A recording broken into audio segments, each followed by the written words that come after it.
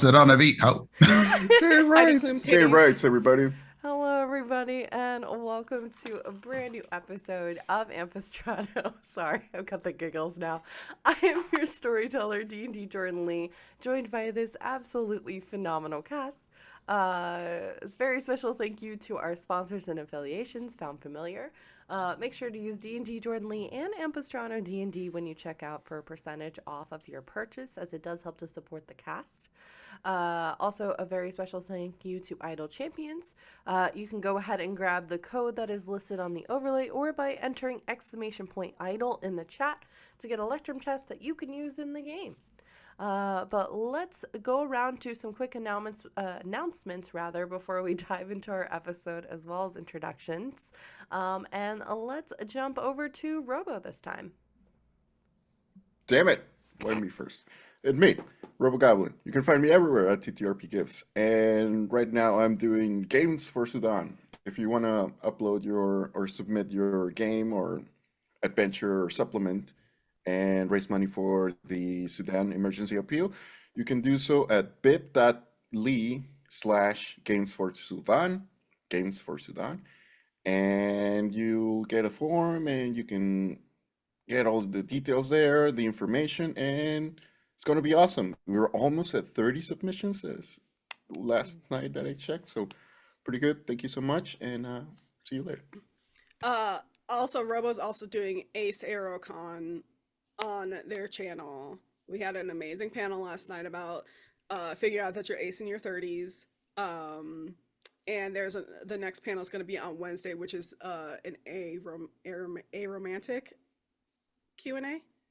Yes, on Wednesday 26th. Yeah, Wednesday the 26th in the evening. I think it's like at 6 p.m. Pacific. 6 p.m. Pacific, 9 Eastern. Yes, we're gonna have the arrows in TTRPGs with Sin as the moderator. Hi.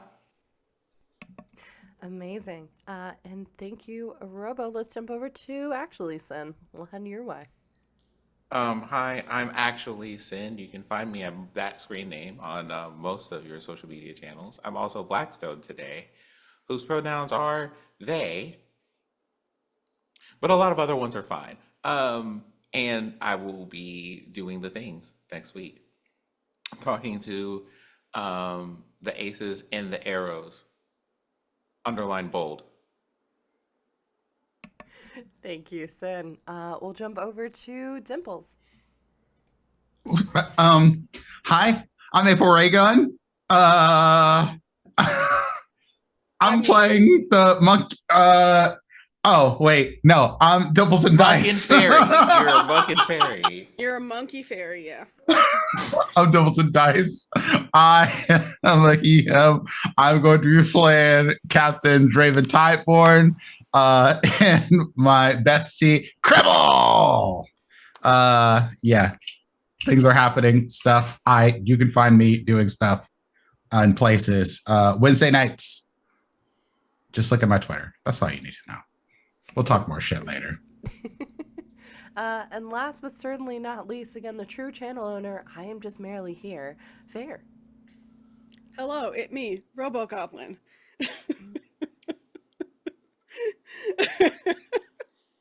Hi, I'm Farron. Swagger jacket, motherfucker.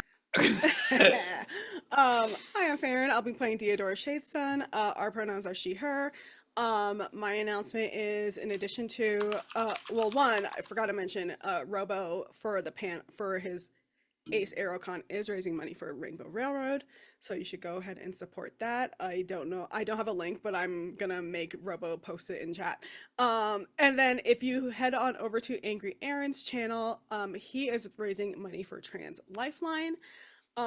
He has a bunch of incentives and stuff for all the games that he's playing over there. So you should check that out and support that fundraiser as well. Awesome. And I'll actually be putting in the links for everything on YouTube. I'll put the links for everybody's fundraising efforts, because heck yeah. Awesome. So as a reminder, we use safety tools and content warnings throughout each game of Ampistrano, including doing multiple check-ins. As a content warning for this episode, we have deep and dark bodies of water, heightened levels of stress, descriptions of injured and slain individuals, existential crises, complex and complicated relationships, tight spaces, but we're staying away from claustrophobia, as well as darkness. We at the Haven and Vale want you to be safe, so if you need to step away, please do. You and your safety do matter. We are very happy to be part of the Creators for Palestine event that Robo has put together. Our family that we have been matched up with is the Karam family, who are trying to flee Gaza in order to start over in Seattle. They are really getting close to their $50,000 goal, but every little bit helps. If you cannot give, please retweet the GoFundMe link, which our lovely mods have popped into the chat. Also, please consider supporting us on Patreon, checking us out on TikTok, and we just crossed over into 200 subscribers onto our YouTube. Those are all ways that you can help support us both financially and non-financially as well, as it really does help to support our cast. But for our Patreon members, a very special thank you to Sphinx, Seven, Fluffy Snowfall, Chris Gideon, Buzz Lightyear, and Lily42 for your support. As a reminder, we were nominated for the Crit Awards for Best Overlay, so congrats again to all nominated and wishing the best of luck. If you'd like to cast your vote, you can type !CA in the chat, and a link to the voting form will pop up. Voting is live until July 7th. Without further ado, let us go beyond the veil of Ampistrano.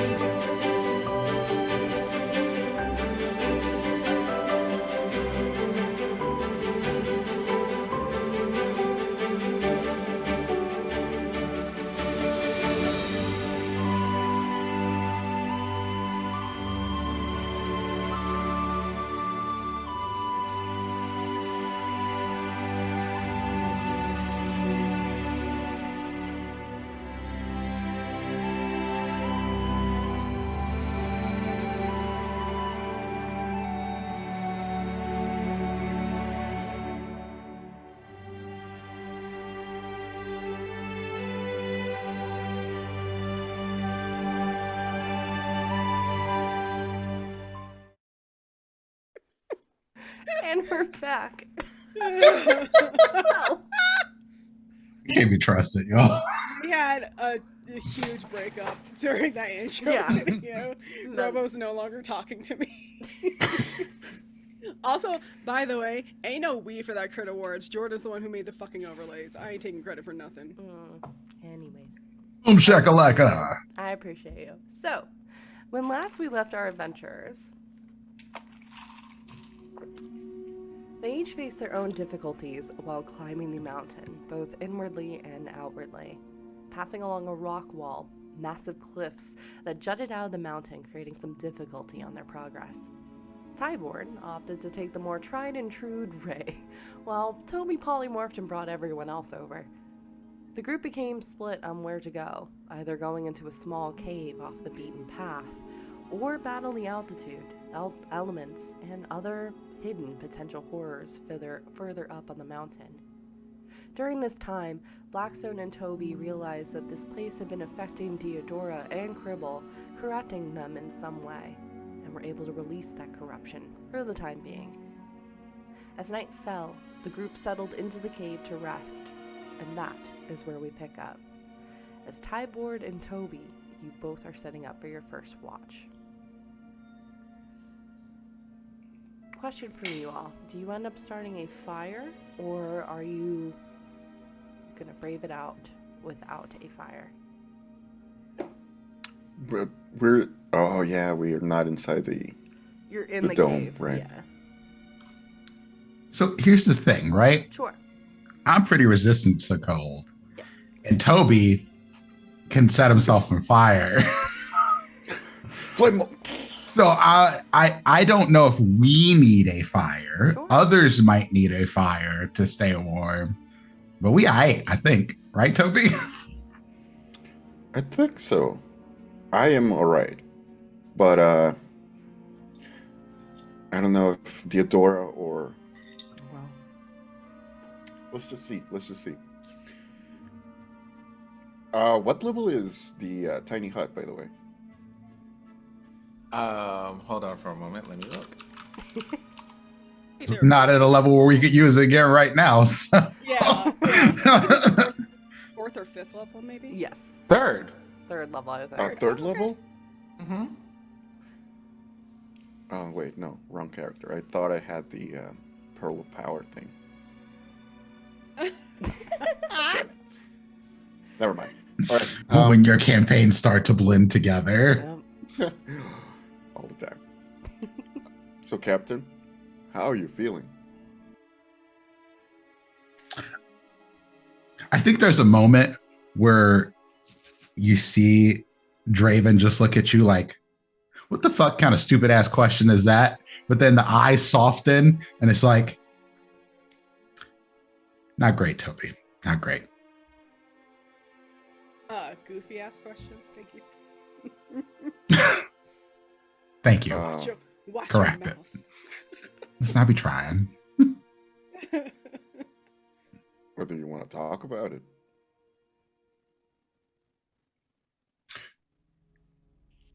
What would come of that other than you being as upset as I am?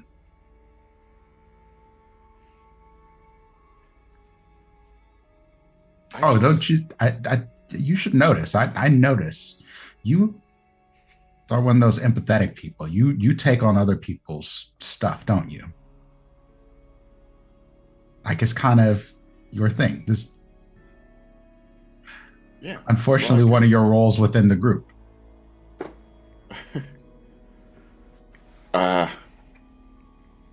Yeah, kinda. I've always been told that I do that. Not always the healthiest thing, is it? Taking on other people's stuff. No, it's not. I feel what others are feeling and then what I'm feeling, so that multiplies by two. Yeah. So, what kind of person would it make me to give you all that? Because it kind of relieves you a little bit. And I kind of want to help with that. I don't think it's going to help. None of it will help until I figure out what's going on in Jorix. Okay. So you set that boundary, and I'm not going to cross it. It's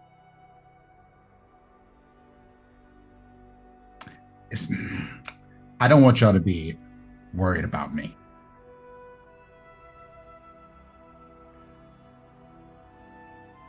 That's very interesting because...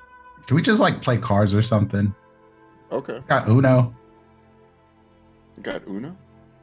Never Okay. mind. Y'all probably haven't played that. That's a ship game. Do you want Plus to talk about your adventures? Because I would definitely love to hear more of that. Oh, absolutely. I can talk about my adventures all day and night. It's just that I don't know you that much, and we don't talk a lot. And I kind of feel like, well, you're a very cool person. Toby, have you ever Yeah. been in love? No. Why not?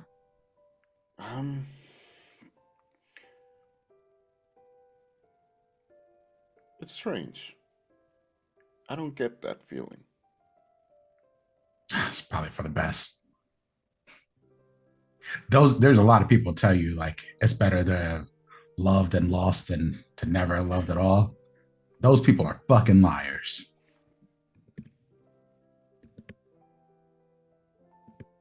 Sorry, the dust.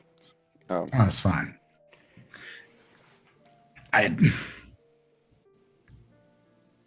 I'm sure you're smart enough to figure I'm trying to distract you from asking me any super serious questions, so I'm asking you questions. But this one's interesting. You don't do love, and that's, well, I don't necessarily mean like, well, I do. Romantic love or just love, period? Like, do you love your friends, your family, your mom, or it's just I guess that that was more love of cheesecake? I do love cheesecake. I do love it a lot. I love food in general. But as far as romantically, I've never actually. I'm not interested in that. Fair. I don't know if I get that feeling. Never really actually thought of that about that, but it's more of a if I care for someone, I want them to be safe, and I would do anything to keep them safe. I get that. That's part of the reason why I ended up becoming captain. Have you ever been in love? Yeah, but I split my love between a person and the sea. I love adventure almost as much as I loved being with someone.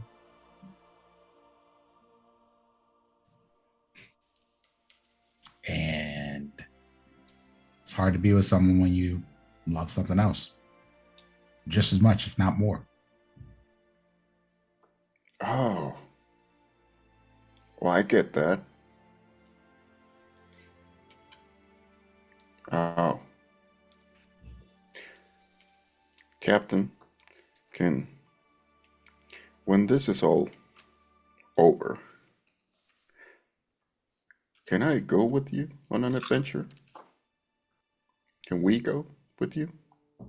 I point to Bolita.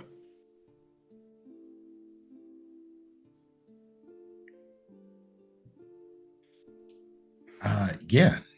You want to travel on a ship? You want to be part of the crew? Yes, I would like that. It's hard work. And you will have to work. I can do the work.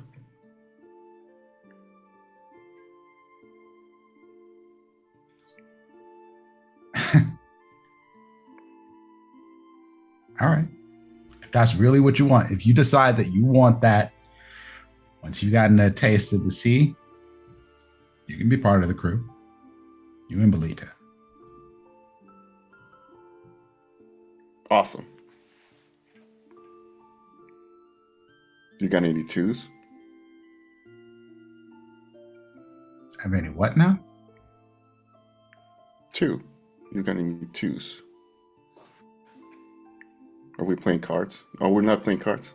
Did I get that? You know what? This is Robo's revenge for watching the hot spot joke.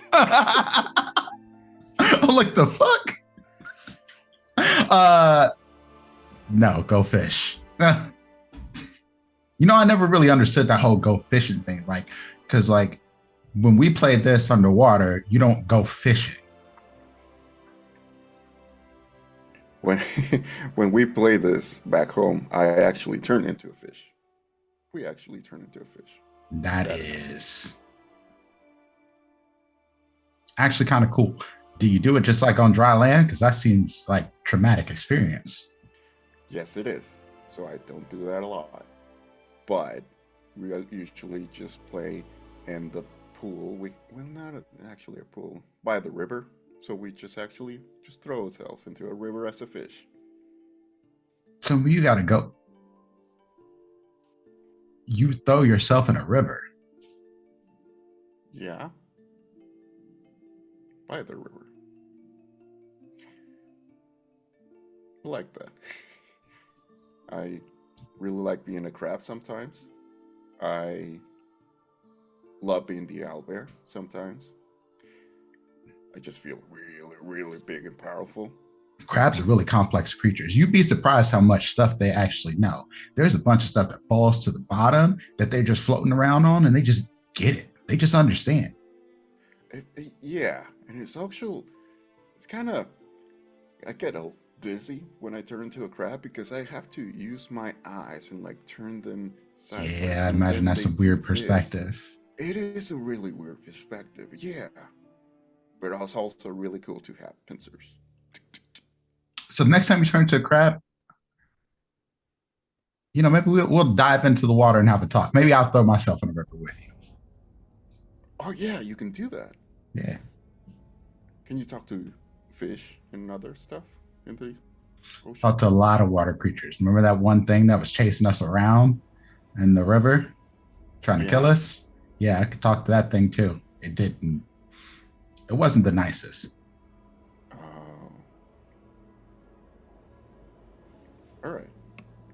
We'll have an adventure. And Toby, would you mind rolling a perception check for me, please?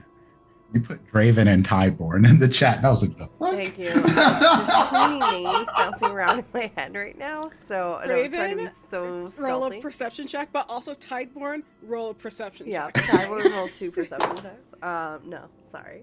Draven and Toby is what I was trying to say. A perception check. Yes. 18. 18? 12. Okay. Tyborn, you're a bit distracted. You're having to kind of fend off Toby's very inquisitive questions, which maybe normally you wouldn't mind so much, being a storyteller and such. But at this point right now, with you trying to sort through a number of different things popping around in your head, you're finding yourself having a hard time kind of multitasking. Toby, you're pretty locked in. You've been on edge probably from noticing what was happening with Deodora and then seeing Blackstone do the same thing to assist Cribble. So you've been on edge. Over the course of your watch, you can hear every now and then there seems like there's almost a howling from outside that kind of echoes into the cave itself, whether that be from wind or from perhaps a beast that might be moving through the area. Not exactly sure. The temperature has dropped drastically since you were in this cave. You're able to keep warm. Belita's able to keep warm as well. There's still just the steady drip of water that kind of echoes every now and then through the cave, but so far, no other sound. Nothing. And the rest of your watch goes by without issue. Wait, so like actual water going through? Yeah, it sounds like just a steady kind of drip. Not like a drip. spring. Yeah, just a drip of water. Kind of almost like someone left the faucet on slightly but didn't turn the lever completely to shut the water off. So there's just every now and then this steady drip of water going. When we were flying around this place, was there like a lake, a frozen lake around here, or is in the map a frozen lake or something? The closest kind of lake was the one that you all were at originally. On the map that Deodora has kind of shown, there are sections of this mountain that have been unexplored for one reason or the other. And granted, you also have a very kind of older map that hasn't been very updated. So it is very possible that things have shifted, or the kind of ice glaciers from up kind of further up on the altitude of the mountain might also kind of be feeding in, as they're slowly melting or shifting, feeding into the caves that are kind of beneath the mountain's surface. Okay. And it doesn't sound like it's falling into a body of water. It's that sound of when water kind of trickles onto stone. Okay. All right. But weird question. Is it water? Normal water? Do you want to go take a look? Because you haven't found the source of where it was at. It's a little bit further away. Did you want to go explore and see what that is, or wait? Yeah, I'll just go and check that out. Okay. All right. Do you have dark vision? Yes. Okay, perfect. 60 feet. 60 feet. Okay. And are you going... Are you just leaving? Yeah. Like, No, yeah, you actually see this. You actually Toby just... wanders away. You actually... We're playing cards, and then Toby hears that and gets up immediately, doesn't say anything, and just goes and check. no, where are you going? You can't just. Draven's going to follow Toby. He's not gonna let Toby leave. Okay. Okay, cool. All right. So you continue on, Toby, about another, I would say, 100 or so feet, and then the cavern itself, once again, kind of slims slightly, so you're having to hunch, Draven especially, as you're continuing forward, and it continues to wind, almost snaking its way through this kind of mountain, and you can see up ahead,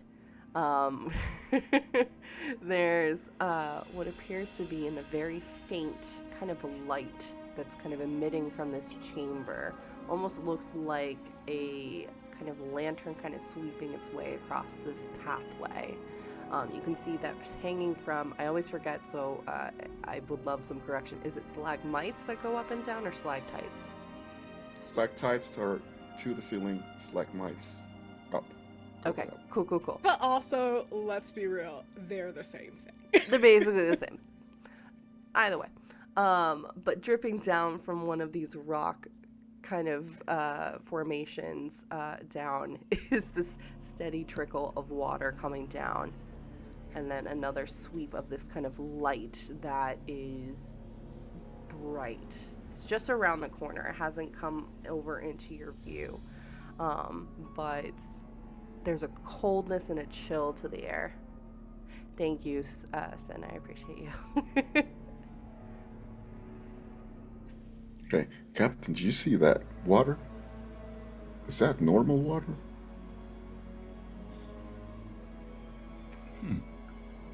Is it normal water? Do you want to go taste it or test it or do a medicine nature check?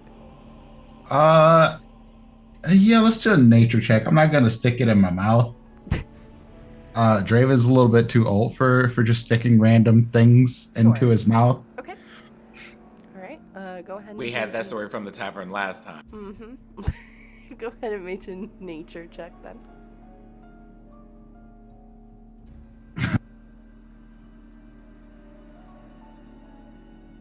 That's a 5.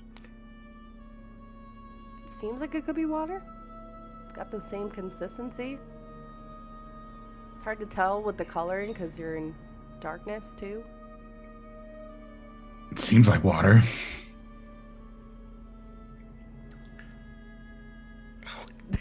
God damn it. Robo doesn't trust this, but Slightly like, more okay. mineral content, potentially a little tiny bit of grit to it. Yeah. But that's All right. not entirely out of place here. Okay. I trust you. Okay. Let's go back. And we go back Okay. to the camp. Are you going back quietly or are you going back normally? Normally. This is normal Cool. water. Cool. Okay. All right. You head back to camp. Yep. All right. And you come back to camp and you see that Theodora and Blackstone are largely exactly where they were when y'all left. Dead. Nope, they are seemingly alive. All right. So let's wake up the people. All right. Who's next? Who are next? Who is it Yeah, next? we should probably get some rest. Who do you want to take next watch? I guess Blackstone? Okay. All right. How do you like awake Blackstone? Like, do y'all just poke them or like I usually just go like, ring a bell? Like, I don't. I've Like, always been curious about this one. we're talking over Blackstone. I Just standing imagine. over Blackstone. Yeah, just like, looking at it. how do you wake them? Is there some way that I might be of service to you? Shit. God damn There it. you are. Every time. Not talking. Be quiet. Fair, you couldn't hear that, You're but I so- think you could hear the captain and you could hear Toby. Yeah, you just hear me. shit because he Yeah. was not being quiet about it. Yeah, it's like, oh my god, why are you all talking right now? Our watch is over. Oh, I see. Well, I am happy to do my part if you two would like to rest. That would be great. Thank you, Blackstone. What did you find in the cave, by the way? Water. Just a pool of water. I don't know if we managed to get that far earlier. Oh well. You should know we were searching the cave. It is one of my many functions. I do not sleep. And I am able to observe things while I am in stasis. So you're always listening. I am.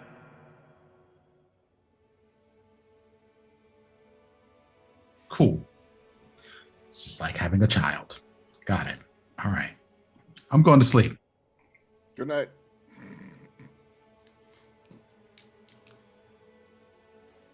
Okay. All right, Blackstone, would you mind rolling a perception check for me, please?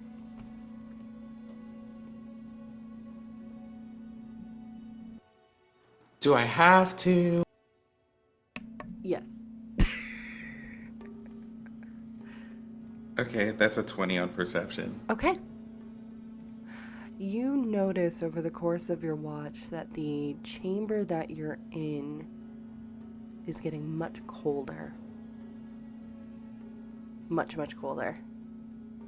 Like to the point that you can start to see Deodora's breath every now and then. Can I guess, because nature is not my thing, Sure. can I roll an arcana to see if the cause of this is magical in some form? Sure. I figure if it's not the natural stuff I can look at, maybe I can see if there's something unnatural happening. Give me a second. Sure. That is a 28 on arcana. Okay. And so you're looking for magical, but let's So if, kind of how when we see the use of someone's magic, it leaves like a signature or residue or a trail, Sure. right? I am looking for these types of things. Perfect. You're getting a sense of some kind of signature, but it's not expressly magical in nature. There's hints of it, but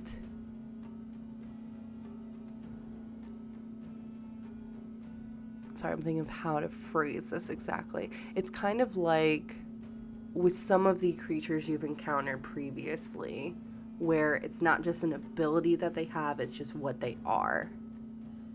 Sorry, I'm just got thrown off by Robo's beard appearing on his cheek. That just threw me off for a second. Is it kind of like,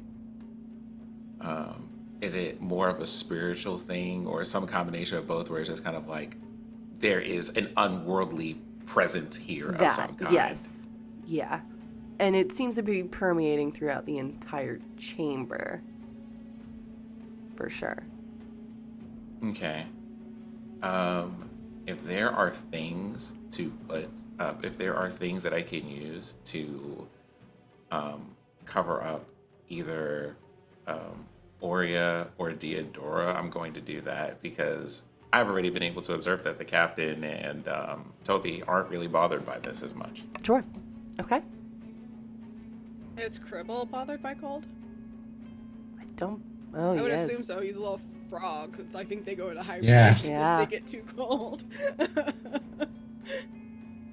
Cribble is probably under a bunch of blankets and probably laying next to the closest warm thing that he can find. Because Cribble is poisonous to touch his skin, and he knows this. So, if Cribble lays next to Diodora, he cocoons himself and then lays under Diodora. Oh my god, yes. I think it's like a little, it's like Aurea, Diodora, Sparky, and Cribble all in kind of like a little pile trying to like help each other keep warm. The cuddle puddle. Yeah, it's a cuddle puddle. I think Blackstone pulls out. Hold on for a moment.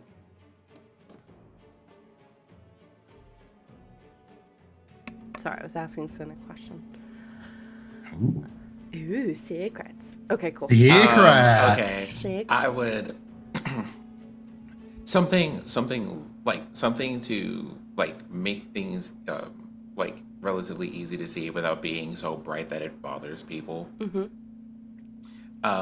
But I would say Blackstone would pull out like something to make a note with, Sure. and just makes notes about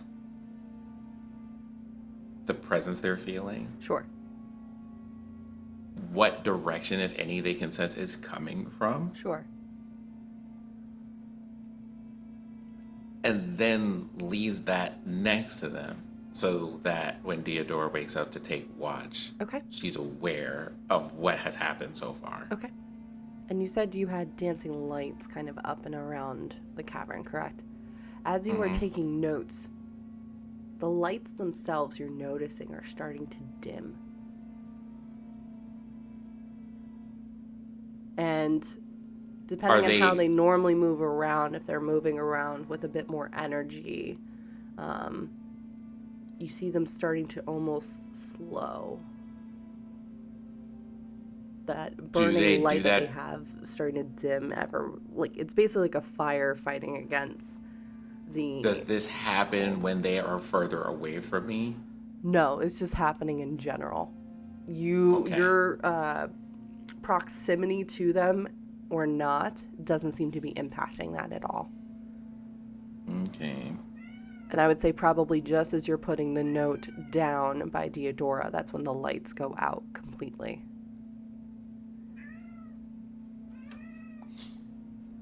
Okay. What happens when I try to relight them? Nothing. Okay. The lights At do not that- come back on, even though they just lit up your entire camera. So what happens is at that point, Blackstone kind of, if frowning were a thing, would like frown a bit, but then like goes into a pack and pulls out a torch and a tinder box and lights a torch and puts that sub in a corner. Sure. Or in a corner, well, probably like a little bit up on a wall, as far up as they could go, to give the most light possible in that space. Sure. Okay. Then just leaves that there, and also writes an additional note and says, the presence that is causing whatever this cold is also possibly disruptive to arcane energies. Okay. And then I think this is what happens. It is at this point, a couple of paragraphs in, that Blackstone realizes that this note is for Diodora, and Diodora is not going to be able to read that note. So Blackstone pulls out. So Blackstone then pulls out another sheet of paper and takes all of the things and makes like these drawings of like the captain and Toby going into the, it's like kind of like a comic book panel. Sure. There is like the captain and Toby going into the cave, them like using speech bubbles to describe a big puddle of water. There's another thing where Blackstone is doing things and there are big snowflakes to indicate that it's cold in the area. Then there are like these little bubbles, and then it has like the snowflakes attacking the bubbles and putting the lights out, and then there's Blackstone lighting a torch so that they can see. You light the torch and you, I'd say, get about 2 panels in when all of a sudden that torch shuts out. And I need you to make a dexterity savings throw, please. Jordan, why can't you just let us sleep? Listen. That dexterity saving throw Yep. is a 22 on the weekend of Juneteenth. Okay. That response was basically, because I don't want it. Do something about it. Okay, so you'll take half We all damage. drop off the call. Good. Okay, so at that moment when the torch snuffs out, Blackstone, you are used to and somewhat resistant to being cold, but you can still feel its presence. You're still made of earth. There's still that connection. And it's almost like the flame itself, it doesn't just extinguish, it's like the light itself is stolen as the torch itself goes completely freezing. You can see like ice particles starting to form along the sides of it. At the same time, the light that was from the torch all of a sudden seems to shift, and this spotlight of light and this high-pitched screech, which awakens everyone in the chamber, comes at you with this blast of cold. You're going to take 11 points of cold damage. I would say, because we're here, Yeah. like at a moment of being like, oh, there is danger happening, I would like to react with absorb elements. Sure. I will allow that. And let's roll some initiative for everybody, because this wakes up everybody in the cavern. What- If it's What one did of those I things, say if it in didn't chat? wake up everybody, I would yell everybody. And Oh, this yeah. is like, we have enemies. Yep. Now, I just want to say in chat, in the Zoom chat, I wrote, "Oh, you want to sleep? LOL, roll initiative." It is hard being psychic.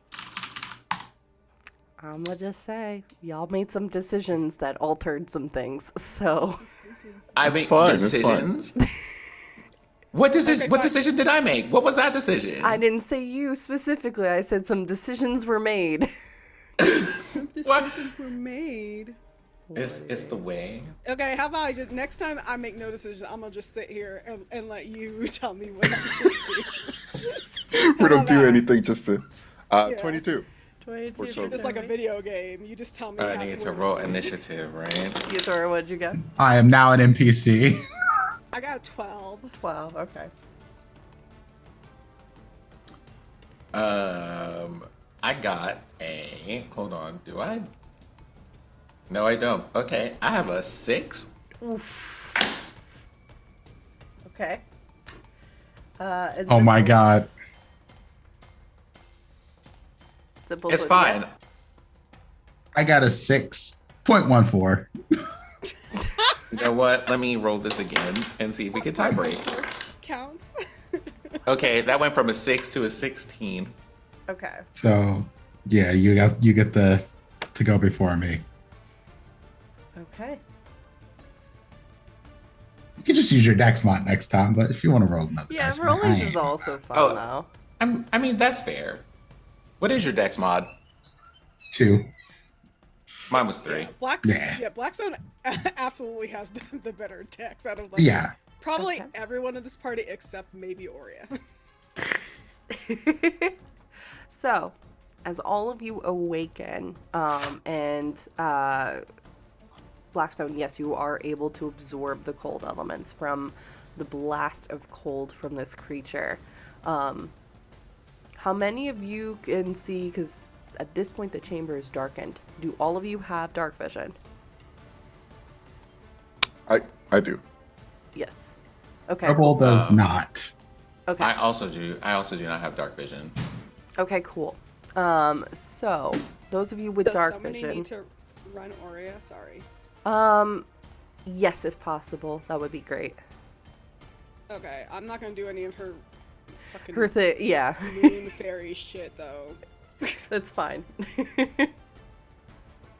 Okay, so those of you with dark vision would see that there are, at this moment, it looks to be about 3 of these creatures in the room wearing weathered cloaks, almost like they've been outside for long periods of time. You can see the cloaks largely cover their bodies, almost rust colored with dirt, ice, things that are kind of just draped off of them. Their pants are torn in sections, their boots are torn in sections, but instead of seeing like skeleton bone, it is just light. And as well with that, you can see almost what looks like snow coming off of it every so often. But they're fading in and out. So those of you that don't have dark vision, you see it when they're illuminated. But they're not illuminated the entire time. They seem to be hungering off of whatever lights were in this chamber going forward. The one that just attacked Blackstone, you kind of see phases slowly away. There's another that appears right by Toby. I need you to make a dexterity saving throw, please. 15. 15. Okay. You will take half damage as it does hit you. That is going to be 10 points of bludgeoning damage plus an additional 12 points of cold damage on top of it. And you just feel the cold seize up. It's like when you step outside into a blizzard, even though you might be wearing a full like coat, jacket, everything, it takes your breath away for a moment. And you can hear that piercing scream as the creature kind of, at this moment, has you kind of held by your shoulders and is almost like sucking the breath out of you. Another one is right by Deodora and is going to roll an attack. And that is going to be a 17 to hit, but I think that misses you, right? Misses. Yep. Riposte. Go for it. Oh, baby. 27 to hit? Yep, that hits. Okay. What is it? 2d6 and then a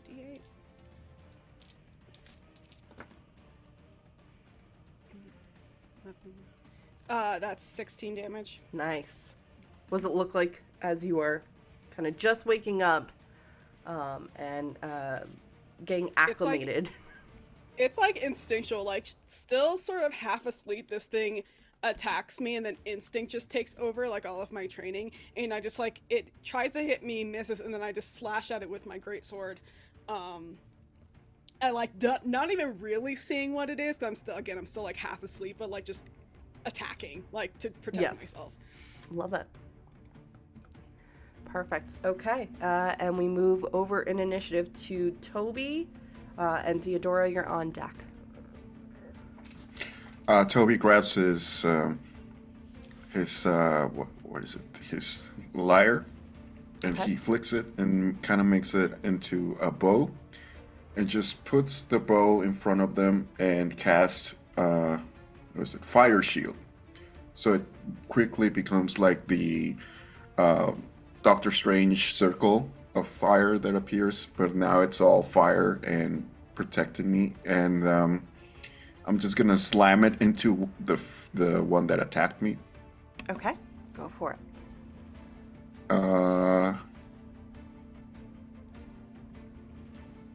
Okay. So you're gonna take 2d8 Okay. fire damage.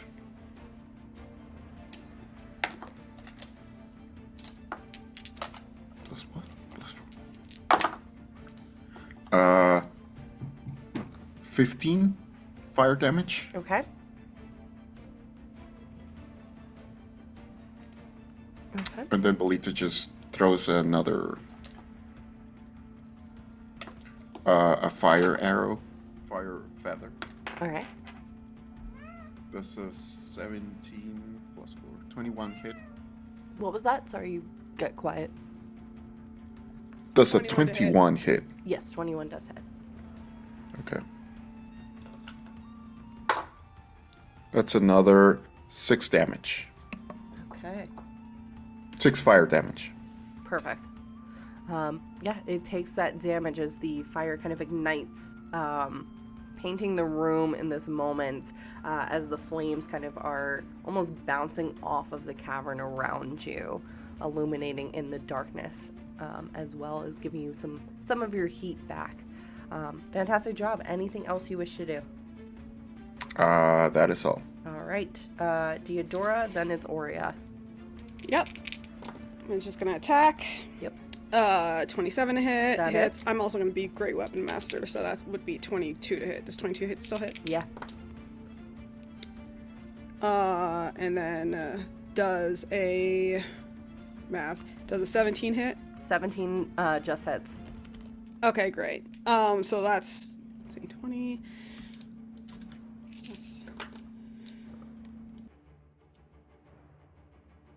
Actually, it's 30 off the bat, and then 36, 40, 42 damage. Whew. Sparky's gonna go after him. Does a, what is I need to write Sparky's bonus down somewhere else. 18 hits. Yes. Yes, it does. Well, that's only 2 damage from Sparky. Aw, but,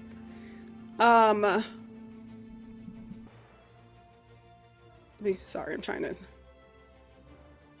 to, Sparky's also going to use 5 points of spirit to, like, add additional damage to it. Perfect. Sounds with his good. bite. Okay, and now I'm flanking with Aurea, so Aurea's gonna go after him. Gonna Okay. hit with the quarterstaff. I don't have, actually, let me use her thingy so I don't have to do damage or do rolling. Okay, plus 9 to hit. Okay. 18 hits, right? Yep, that hits. Okay, second attack. 19 hits. Yep. That's 2d6 plus 5.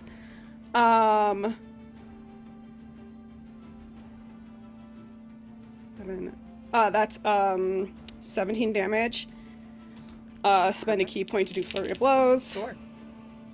28 to hit. Yep, that hits. And a 22 to hit. That also hits. What is her flurry of blows? I'm assuming What it's is it? attacking the one that's you were hitting as well, correct? Yeah. Perfect. Okay. Just making sure. So it's been such a while. Okay, here we go. So that's another 2d6. That's 18 damage. Okay. As And I guess I will. How does she do the poof thing? she rolls The- a d20, I believe. D20. It's a 3. Does not poof. Okay. Oh, still not poofing. No poofing. No poof. All right. Well, that's the end of Aurea's turn. Okay. When that happens, why don't you go ahead and sing us that swan song for Aurea, because that one is destroyed. Oh my god, Aurea just punches it so hard that it flies into the wall like a cartoon character and just pancakes against the wall, and then you just see it slowly sliding down. Perfect. Can you leaving and- like a gross, nasty blood trail or whatever it is that it emits. Can you and Aurea and Sparky make a dexterity saving throw, please? Yep. Okay. Oh my god. So Deodora crit. You said Dex saving throw. Yes. Aurea got a 23. Okay. And then Sparky got a 17. Okay, Sparky, and then you got Aurea too. Okay, perfect. Yep. Okay, so y'all will take half damage as this creature gets slammed to the side of the cavern, melting a bit. You see the clothes starting to be worn away by the light that seems to kind of shudder. And all of a sudden there's an explosion outwards of light and snow. Dealing, again, you're going to take half, so it's going to be 12 points of damage. Everybody saved. So Let me check Oria's character sheet. Because I'm trying to see if she has evasion or not. No, you're good. You're good. Blackstone, you're up next, by the way, and then Tyborn. While I'm Blackstone, you go ahead while I look. Okay. I don't think she has evasion yet. I don't see it. Okay, so Blackstone, actually, like, we have a little bit of light now, right? Little bit. It's sputtering in and out, and then from Toby's shield that they have up. Yeah. Okay. Yes, fair. Oria does have evasion, so she takes no damage. Perfect. Sounds good. So Blackstone does a very weird and interesting thing, Okay. where there is a Blackstone, and then there are 4 Blackstones. As I use mirror image and start like positioning myself around the area to like be more of a distraction for whichever these creatures are, and then that is an action. For bonus actions, I pick one of the 2 that are left and place a hunter's mark on them. Okay, do you want to go for the one that is injured, that is on Toby right now, or the one that is not injured? The one that's on Toby. Okay, sounds good. Okay. And then after, I guess, what it would be like maybe 10 or 15 feet of movement just to like make sure I'm in position for things, and that will be my turn. All right, and then the camera shifts over to Tideborn. I guess as a free action, I scoop up Cribble and set him on my shoulder. Sure.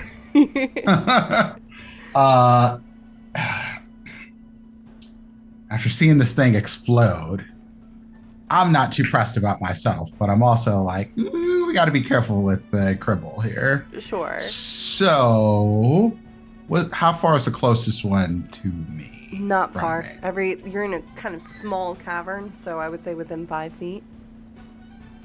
Great, wonderful, fantastic. Yeah.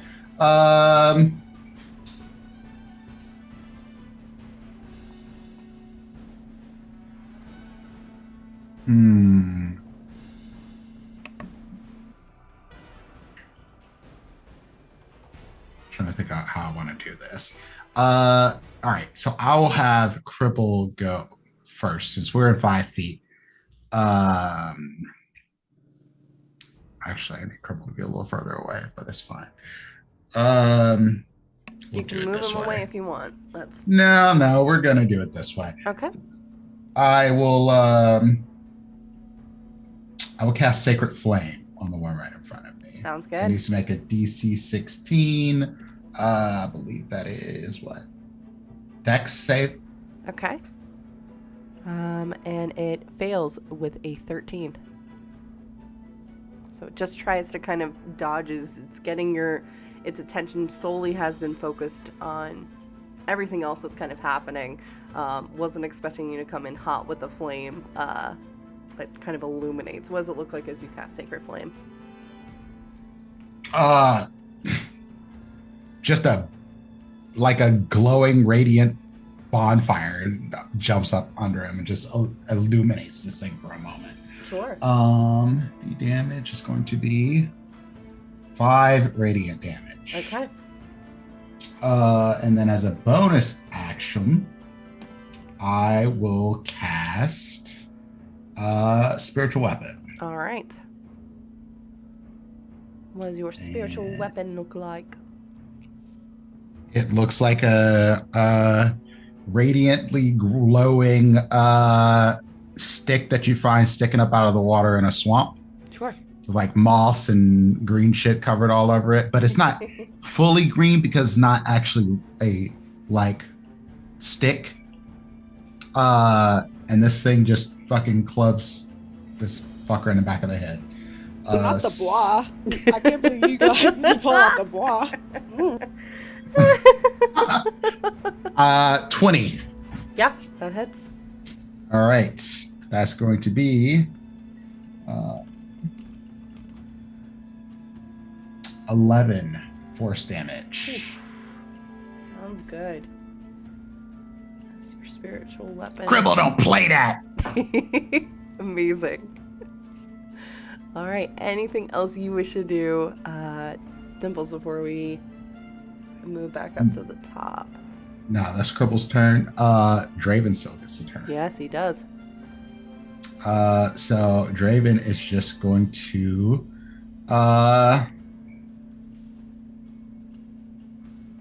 attack my longsword. Boop. I'm keeping my shield on though, because last time I took my shield down, I got fucked up. So,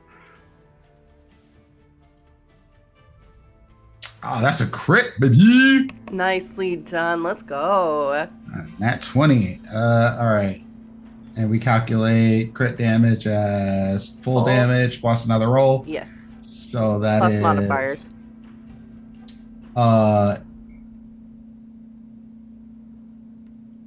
15. 15 damage. Yeah, 15 slashing damage plus another 12 slashing damage. Oof. Yeah, is not liking those hits. It's still up. Okay. It's still up.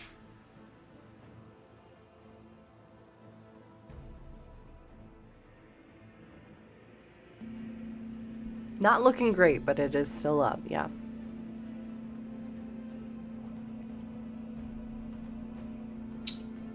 Let's do this. On that attack, since I'm critting and I want to smack it really good. Yeah. Can it make a Constitution saving throw? Sure. I'm going to use a battle die to basically try to use stunning. It's essentially stunning strike. Got it. That is a 21 on the savings throw. Fucker. All right. That is an 11 on that savings throw. Nicely done. Okay. Good job, Sid. Okay. Cool. In that case, I'm going to back up 10 feet. Okay. I don't know if anything else is within swinging distance of me, though. Not really. No. Okay. Because I saw the last one explode, and I don't want to be close to this one's explosion. Correct. A lesson here. So, yeah, we'll just back up about 10 feet. Okay. Put it about 15 feet away from me. And bonus action, I'm going to, because that doesn't count as bonus action, it's just a die use. Yep. I'm just going to let Cripple do his thing one more again. And Cripple is going to take a shot with his crossbow. Wonderful. Does a 15 hit? 15 misses as like, yeah, the But crossbow. a 20 does not. Is that a nat 20? That's a nat 20? Oh, let's Yeah, I was saying. You gotta be more powerful with that. Excellent. Nicely Excellent. Damn. So that's going to be 8 damage. Perfect. That is so hot. For Robo. Plus another 2 piercing damage. I did not Okay. roll that well in the second roll, but that's all right. We did a good chunk of damage. I'm okay with this. That was a good turn. That's a very good turn. Okay. What I like to imagine is the crossbow bolt goes, and for a moment it looks like it goes through this thing. And Blackstone, you just kind of hold your hand up, and it just solidifies, and it takes the shot. Love that. Sticking right in the cheekbone, just sticking right in here. Yeah. Stuck right in the mouth. Amazing. Okay, we move back up at the top of the order with the one that is on Toby. Let's see. Yeah, it's going to do that. Okay. First thing is it's going to do is you see this creature again of light and cloth kind of just holding it together. Raises its hand up and it is going to fire an attack at you, Toby. Mm-hmm. That is a 22 to hit. Yeah, but is it a melee hit? This is slight distance. Oh. So this is a ranged Yeah. attack? Yeah. Okay. Okay. Never mind. Yep. And that is going to be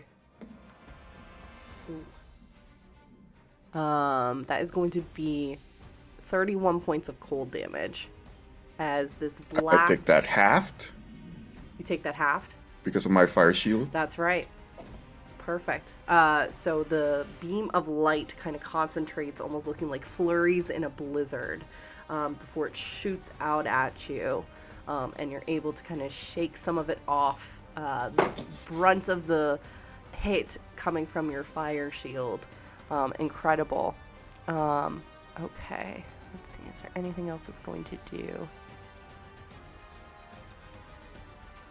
Okay, nope, that's it for that one. And then the other one hasn't been liking taking the hits from Tyborn, so it is going to move forward and make 2 hit attacks against you, Tyborn.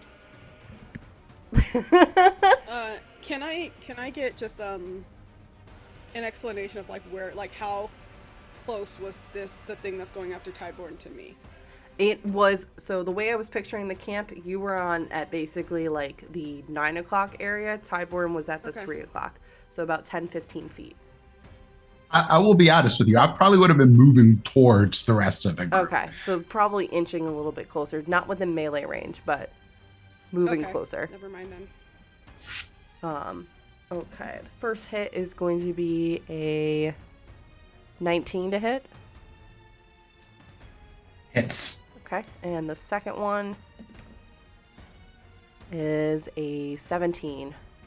Does not hit. Okay, so it kind of comes in with this blasting kind of punch, almost knocking the wind out of you. You're going to take 14 bludgeoning damage plus 18 cold damage. So that is 9. 9 cold damage, Yes. and 14 bludgeoning. All right. Yes. Again, you kind of shake off. You can feel the icicles kind of collecting in your hair, but you kind of just shake it off. Yeah, it doesn't bother you that much. That is it for those two. Then it's Toby and Deodora. You're on deck. Okay. So there's one right up on my alley, right? Yes. It just attacked me. Yes. It just attacked me. So Yes. I slam the shield on the ground. Okay. And let's see how you like this. And I cast.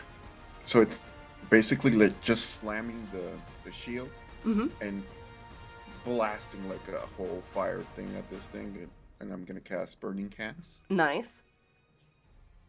Okay. Hadouken!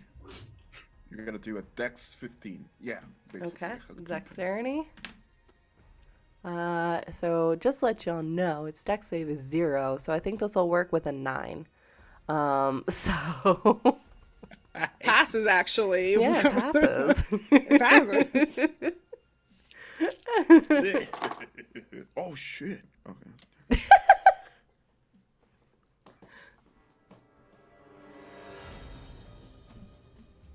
It's level. Oh, it's 5.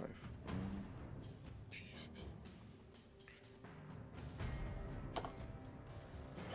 27 fire damage. How do you snuff the light out of this thing? So I just slam it and just this big ass Hadouken Kamehameha thing comes out of my shield. It just evaporates then. Like Cell dying from the Super Kamehameha is like disappears. Skull just falls to the ground. Just no other bones.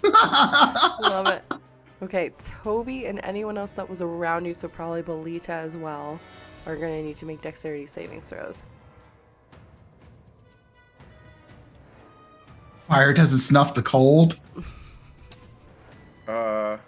19 for Toby Okay, and 17 for Bolita. perfect. Okay, you both save, so you'll take half damage, which should be then cut in half because of your fire shield too, as this thing does explode out as well, emitting this massive high-pitched screech. It almost sounds like a high bell from like Illipin's, one of their temples and stuff, ringing incessantly. And that will be, I've already halved it down and then halved it further. That's gonna be 6 points of cold damage. So you are good. Anything else you wish to do? There's only one left, and it's kind of lumbering around Tyborn. Okay. Just the one that was kicking his ass? Yeah. Okay. Is it further? Well, that one can't attack because it was... Yeah, it Yeah. can't do anything. Is it further?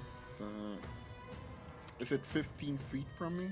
No, since Tyborn's been inching in, it's not that far. You were kind of in at the 12 o'clock marker, where that, at least where I was picturing y'all set up for camp. So Tyborn's within a few feet of you. Okay. So I'll just get up on Bolita, Sure. and I do.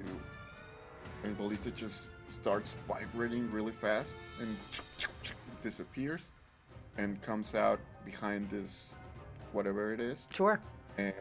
and it's gonna do a dexterity Okay. saving throw. That's a natural one.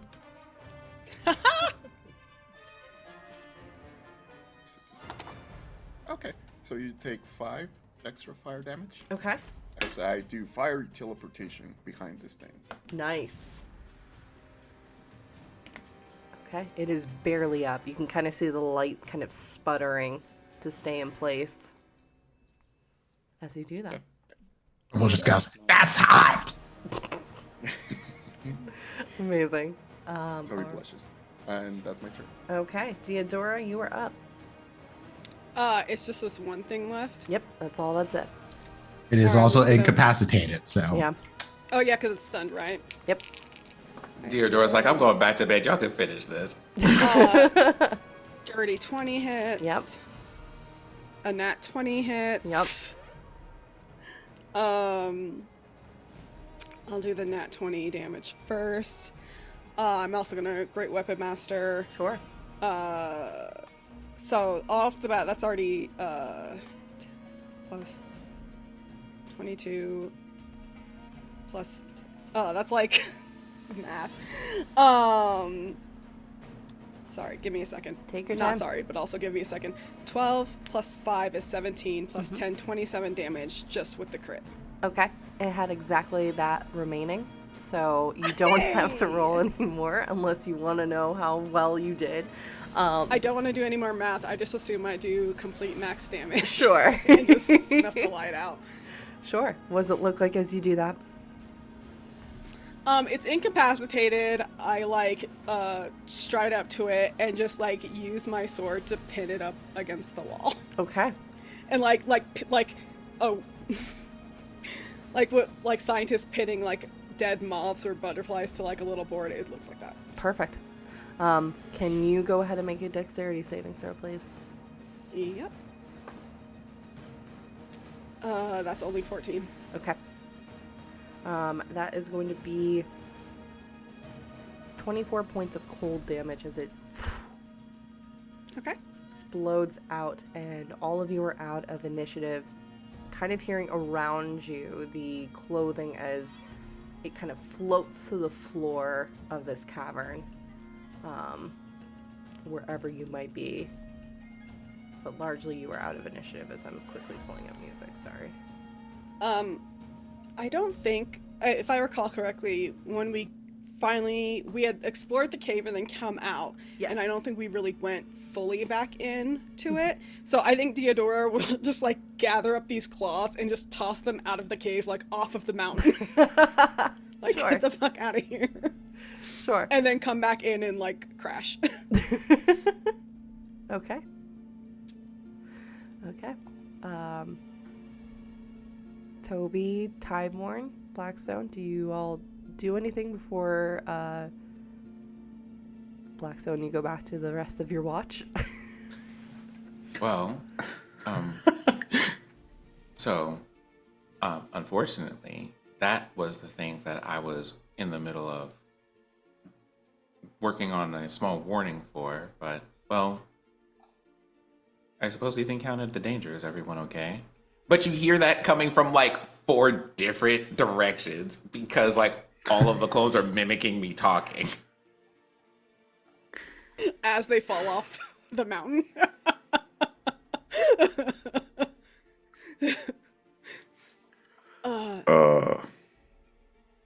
I just want to go to sleep. Oh, does it feel better here? Like, does that cold kind of feel Like, has less the temperature intense now? normalized No, the in cold is area? still persisting, but it doesn't feel like it's more is coming in at this point. It seems like the temperature is kind of stabilized at that level of cold. I'm good, but I would also like to sleep. So, good night. Good night. Just hear Draven go, I fucking hate this fucking place. Can you And please- then there is a gust of wind that he blows down the tunnel where they haven't been. Just uses gust of wind to just blow it down the tunnel. So, Captain, you have to stay up with me for a moment or two and relax. all of the younger people look at Draven like, this guy's having a meltdown. I was like, Cap, I think you might need a little bit of rest or what have you. I believe, as the kids would say, Captain crashing out. I think he needs like an edible.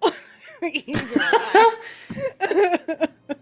Well, I did pick up some Nern root back in Illibin.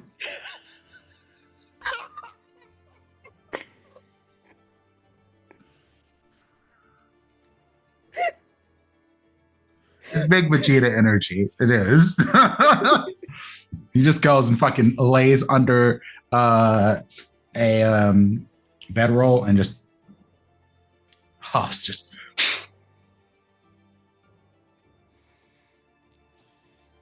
Okay, good night. Okay. And we'll say, for the sake of brevity, Blackstone, the rest of your watch goes by without issue. There's like a moment that Blackstone just kind of has a monologue, like a small monologue, just like a. I feel like they spend so much of their time being tormented by various things when all they want to do is sleep. Yes.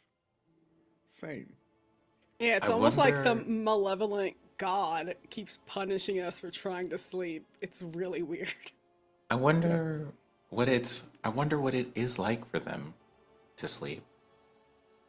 It seems to be something that they care very much about getting as often as possible. It could kill them if they don't get it. But I wonder what that is like. I wonder if they dream. Or what they dream about. I wonder if the captain is as sad in his dreams as he is when he's awake.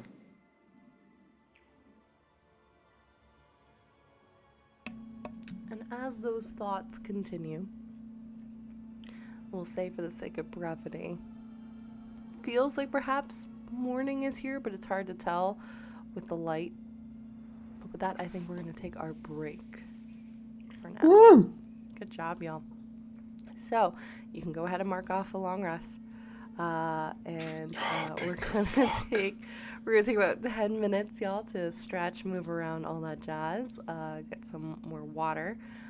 Thank you all for joining us. We'll be back shortly with some more Ampistrano. So see you all very soon. Pick up your gear and open your chests. Throw on your armor and head out on a quest. Hey, hey. It's a brand new day. On the slow coast, your allies will help with blades and bows and magic as well. Hey, hey. Heroes on their way. Fighting together against overwhelming odds. Fighting together in favor of multiple gods. Idle champions of the forgotten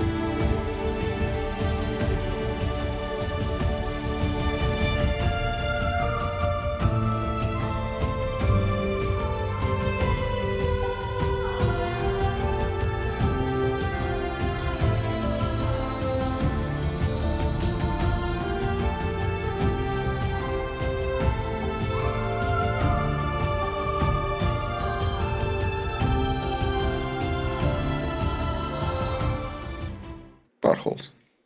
Perfect timing, Robo, as usual. Okay, Doubles. Hello, everyone, and welcome back from the break. Hope you were able to get up, stretch, move around. We are gonna get right back into it as our group has been exploring this cavern within the Zyrenian mountains in search of armor and a blade. As they've been going, they've been fighting the mountain both inwardly and outwardly with a number of challenges that they have had to face. The most recent one being rudely awakened by a number of cold walkers that have been, disturbed in their kind of routes around the inner workings of the mountain, and decided to crash their camp for a little bit of warmth for a little bit. But as seemingly morning has kind of happened, it's kind of hard to tell because it's dark outside and your kind of internal clocks are getting messed up a little bit. That is where we are picking up. That cold is kind of sticking with all of you as you are getting up for the day. It doesn't seem to be moving away. You're having difficulty retaining warmth. As it just kind of seems like all of the warmth has kind of been sucked out of the cavern. But the day is yours.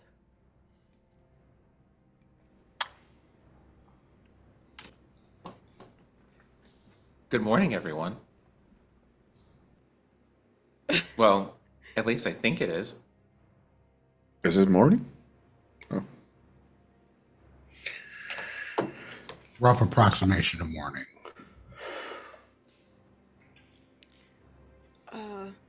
We should get going. Yes. We should. But before we go, I had some time to think over my watch. Do you think and talk at the same time? Shit. Actually, I can. It is one of my many features.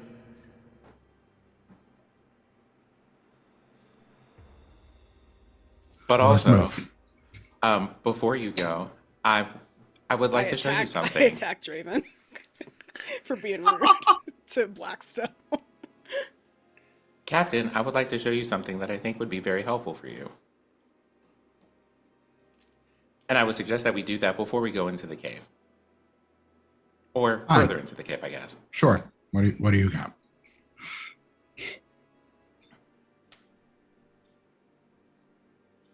Are you... Sorry, chat had me for a second. Well, do you meditate, Captain, when you're on the sea?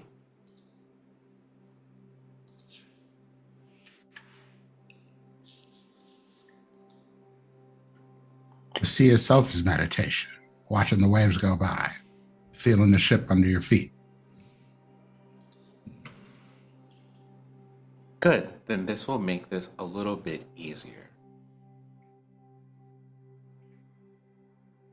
I go, Theodora, Toby, I'm going to take a moment with the captain if you do not mind.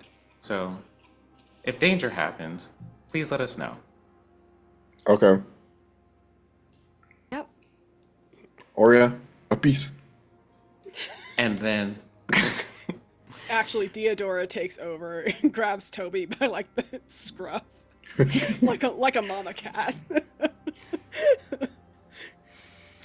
I learned something a long time ago when I was missing a friend, and I think it might be helpful to you right now. And the captain sees not the cave, but just this completely blank expanse of, I guess light would be the best way to describe it. And the only other thing here with any kind of features is Blackstone. What in the Matrix?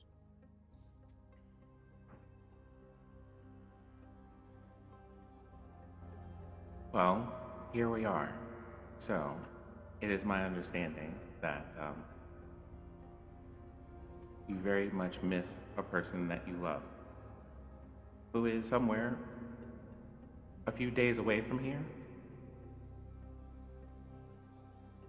Yeah.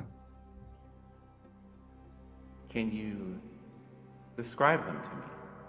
What is your daughter like?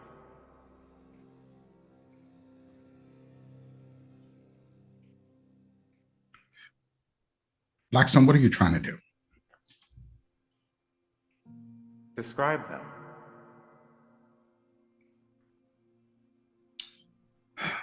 She looks like me, but she has tattoos like our mom. Just taller than me. She's smarter than me. Her eyes are like sunshine.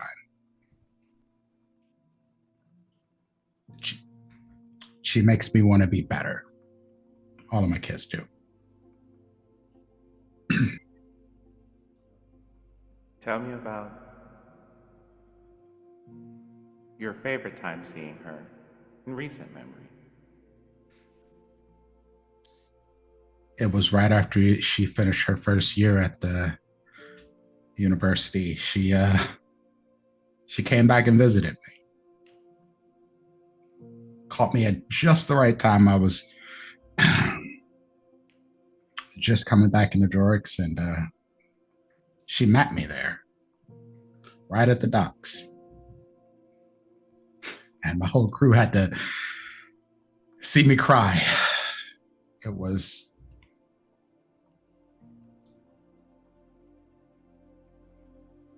great. You know how you miss someone, but you don't know how much you miss them until you see them? It's like that. And she was just there. No one told me. This was set up by the fucking crew. Cribble sending messages to her. Bastard. He knew I was going to cry. He did.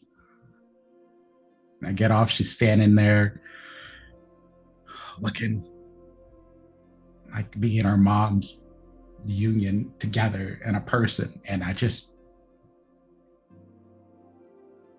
couldn't help it. She gives me a hug and she picks me up. Can you believe it? She picks me up. She says, I miss you, Daddy. I missed you.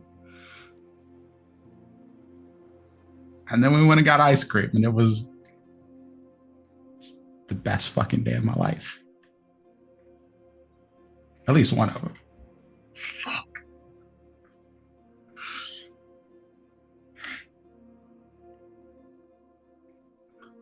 When you're on the sea. So was something happened to her, man?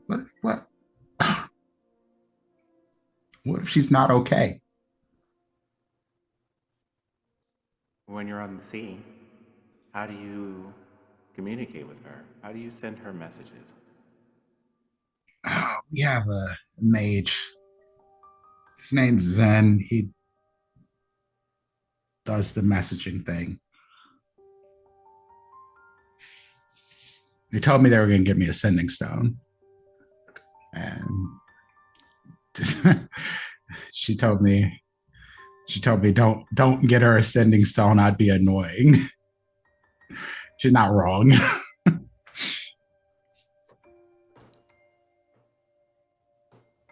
When you say that you would normally get a sending stone, a stone appears. There's also, like, vaguely, the whole, like, area around us has changed into this memory that you've described.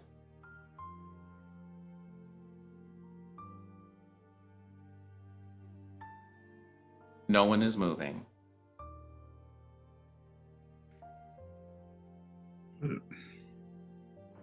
Well, what would you tell her if you did have a stone?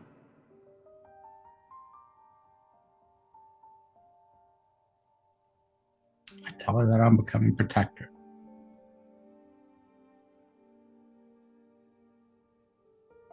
That Dad's always going to be there for her, no matter what.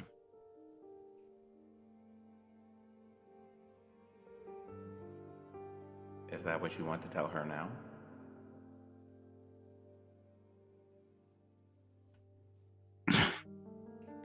Yeah. Yep. Something along those lines. Well, Here. Blackstone hands you a ethereal-looking stone.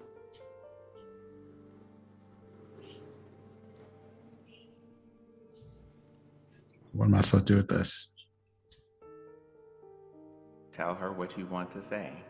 And then, well, this is going to sound a little bit strange, but I want you to throw the stone as hard as you can after you say your message.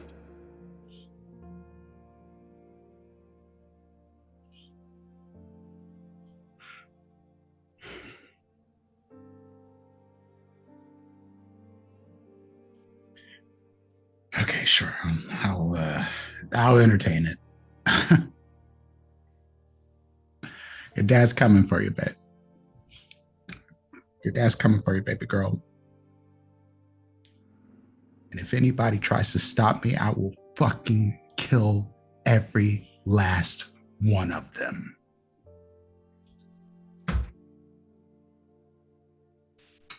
Pitches the stone. Now get me out of here, Blackstone. We got work to do.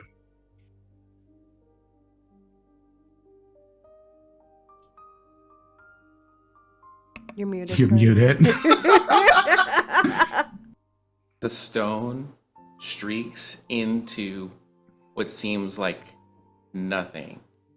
The background changes. It is the mountains where we are, and then it zooms out, and you see this little dot that looks the same color as that stone streaking across these large areas of land straight to Jorix, to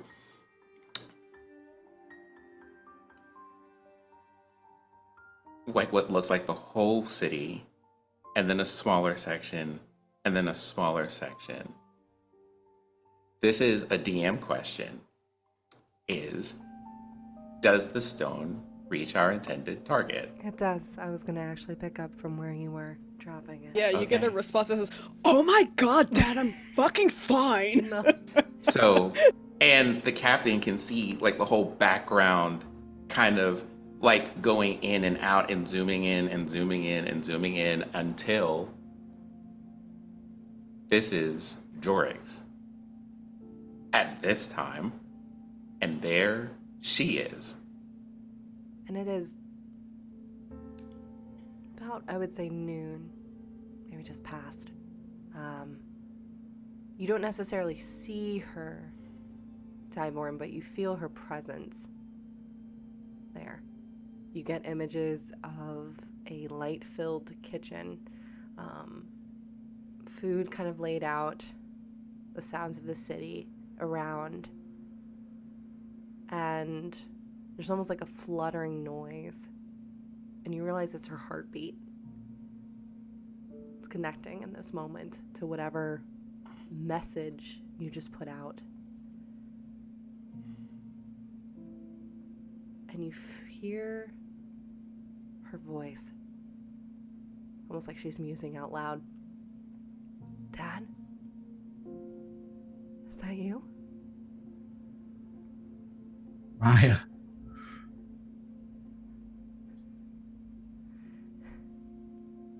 I'm probably imagining things. But I'm here, baby. Your dad's here. it's good to know you're there. Be careful. We need you. I will always need you, but we need you now.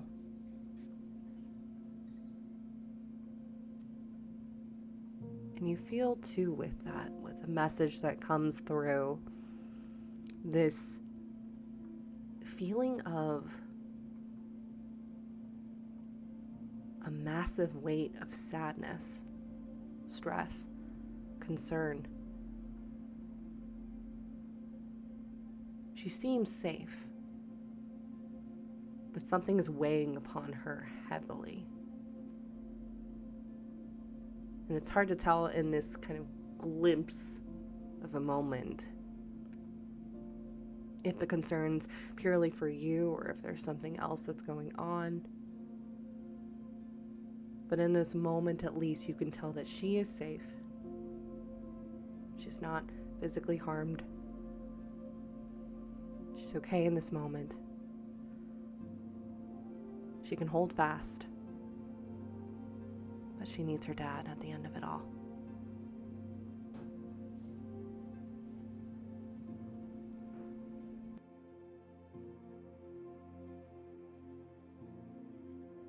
Even in our most distant moments, there always is a way to reach the people that we care for the most. We carry a bit of them with us everywhere.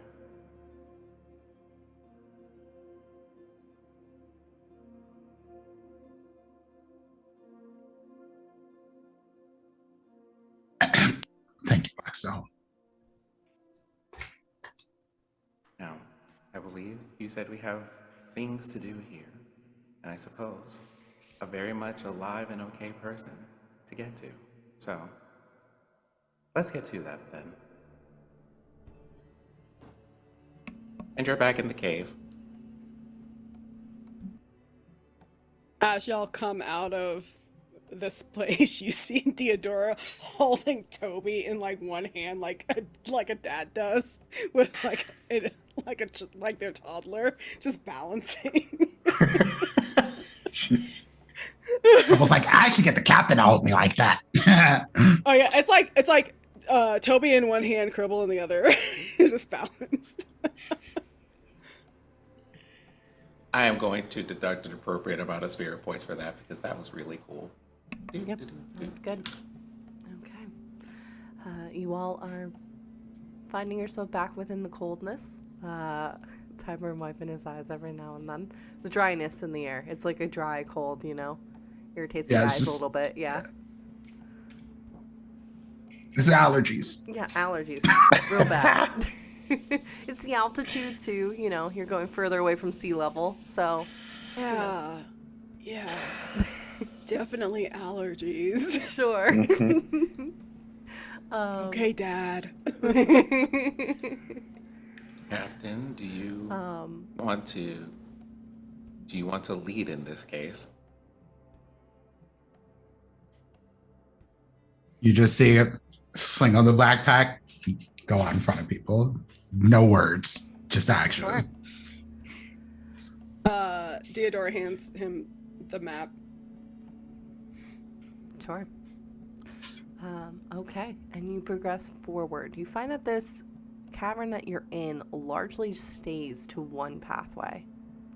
Every so often it seems to jut off into another, kind of forks in the road, but leading to a dead end. And with the wonderful map that Theodora and the pathway that she has kind of trekked forward with, you're finding that your path is tried and true. Why don't we go ahead and have a survival roll as you're going? And Tybor, you can roll that with advantage, spurred on not only by the map that you have, but also the moment that in this time may be keeping you warm and reminding you of things that really, really matter, pushing you forward. Guidance. Guidance, a D4 to add that to that too.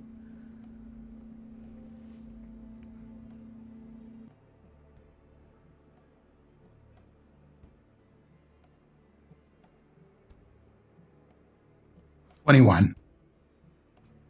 Okay. There's a couple areas where you find that all of a sudden the cavern itself kind of dips away and you're having to hold yourself to the side of the cavern, inching your way across every now and then as it just kind of falls into oblivion beneath. But I would say after a few hours, well into the afternoon, you notice that the cavern that you're kind of walking in, this tunnel, seems to level out. The area around it, the stones smoothed over, turning from these kind of craggy rocks into smooth. The walls seem to elongate and the cavern itself gets much higher. You're not having to crouch, for instance, as the ceiling kind of rises up around all of you. And eventually you find yourselves in front of these massive doors. They rise up, I would say, about 30 or so feet. And you can see in this kind of, I'm assuming you're having some kind of light and not been traveling in darkness for the last few hours, or though maybe you have. Correct me if I'm wrong. Oh, Cribble's been casting light. Okay, perfect. You can see the doors themselves reflect the light back at Cribble. Not like shooting, but there seems to be some kind of reflection, almost like this is like a mirror. And it, for a moment, it looked like it was just falling water, constantly moving in this door that is before you. You can see that there are sigils along the sides of it as well. But that is where you are currently at.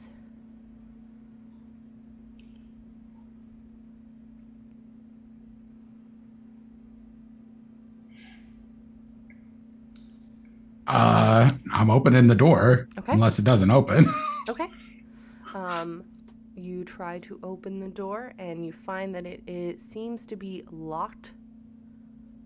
And I need you to make a dexterity saving throw, please. A monster. Bruh. Bruh.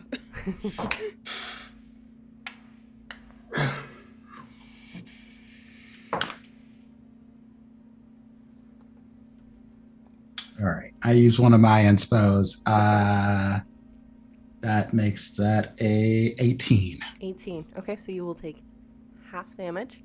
As you go What's the damage? radiant damage.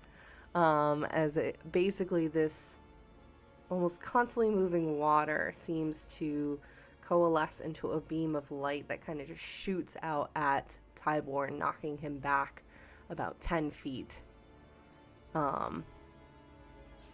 Okay. In that case, then Draven's going to do something somewhat stupid. Silly. Oh, silly. Thank you. You're good. He is going to charge the door. Just run into it full speed. Athletics checks just to go to knock this fucker down. Okay, go ahead and make a strength and a dexterity save. Let's see what I got. And you took 6 radiant damage from the door the first time, by the way. Alrighty. That's going to be 18. Okay. That for strength? And yes, that's for the Okay. strength. And then another 18 for dex. Okay. The door seems to take the impact and shoots it right back at you, sending you backwards again another 5 or 10 feet. Fuck you! You take 4 points of radiant damage with that.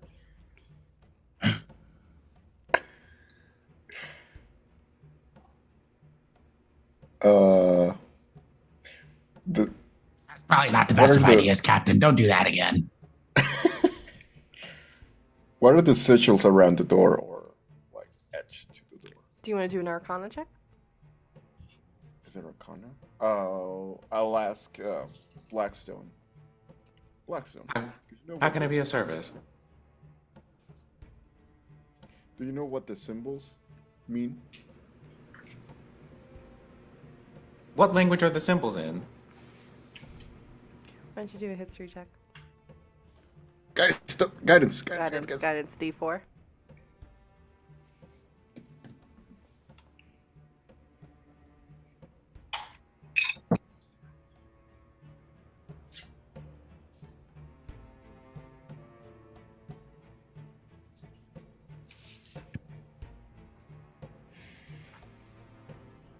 That is a 13 13. on Okay. history. You've come across something similar to this a few weeks ago, where it wasn't just one language present, it was multiple. Okay. Then let me roll that Arcana for you. Okay. That is a 28 on Arcana. Okay.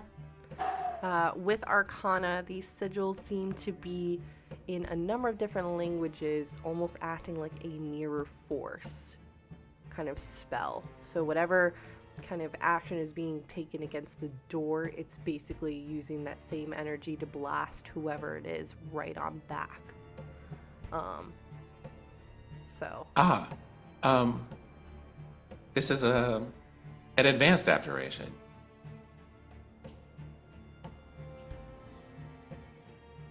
It, in particular, Am I back?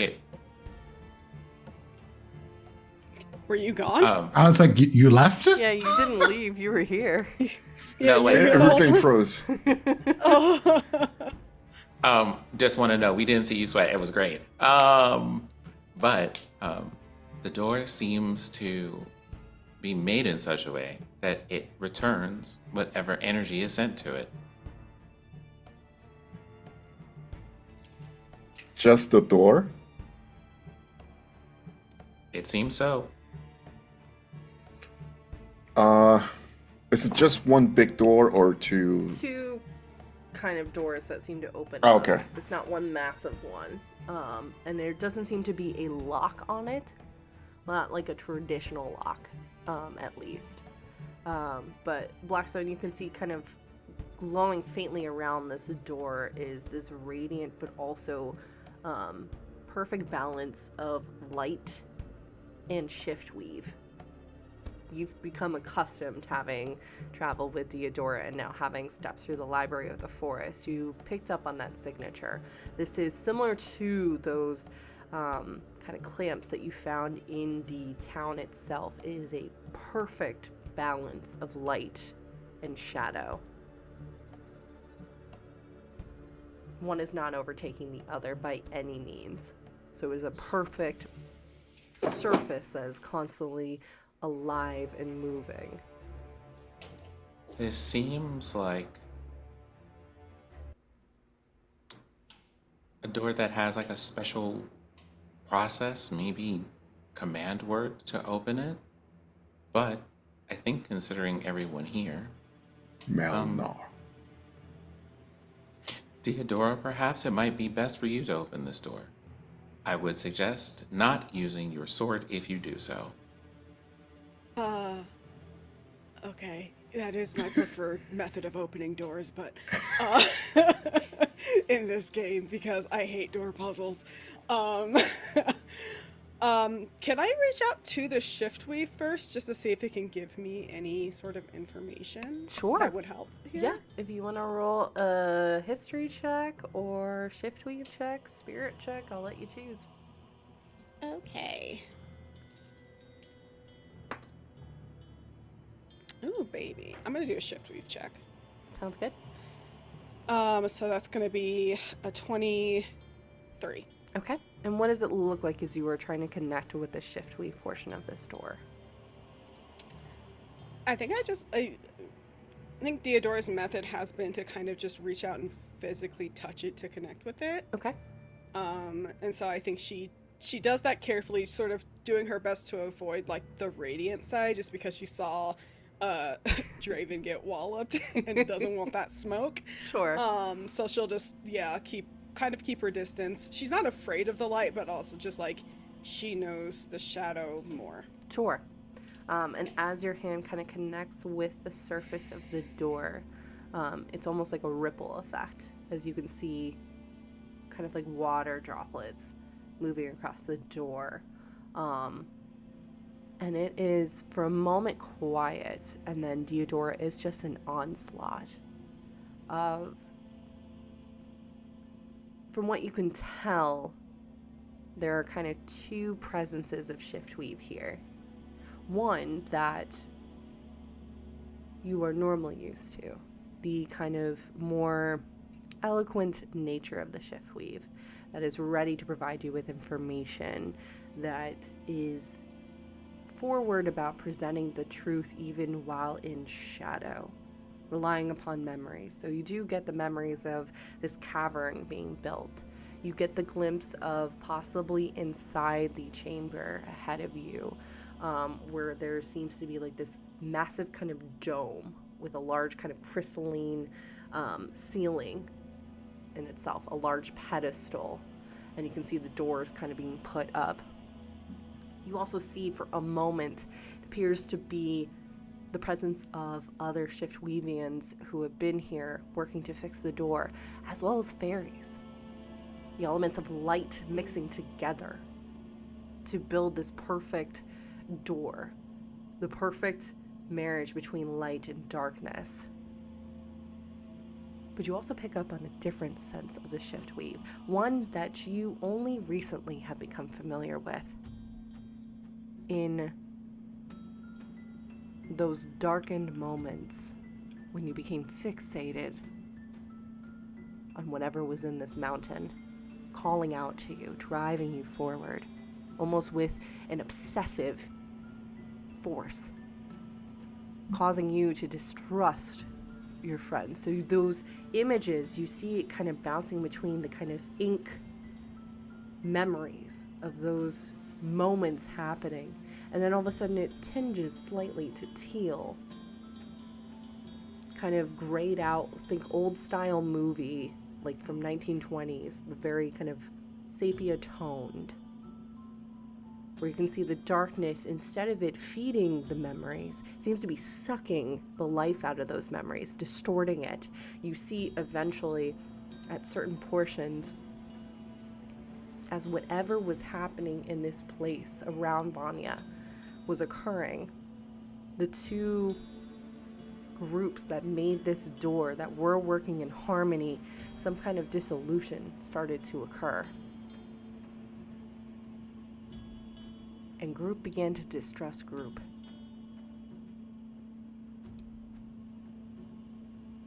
For a flicker of a moment, you see that there needs to be the presence of both the light and the dark in order to open the door.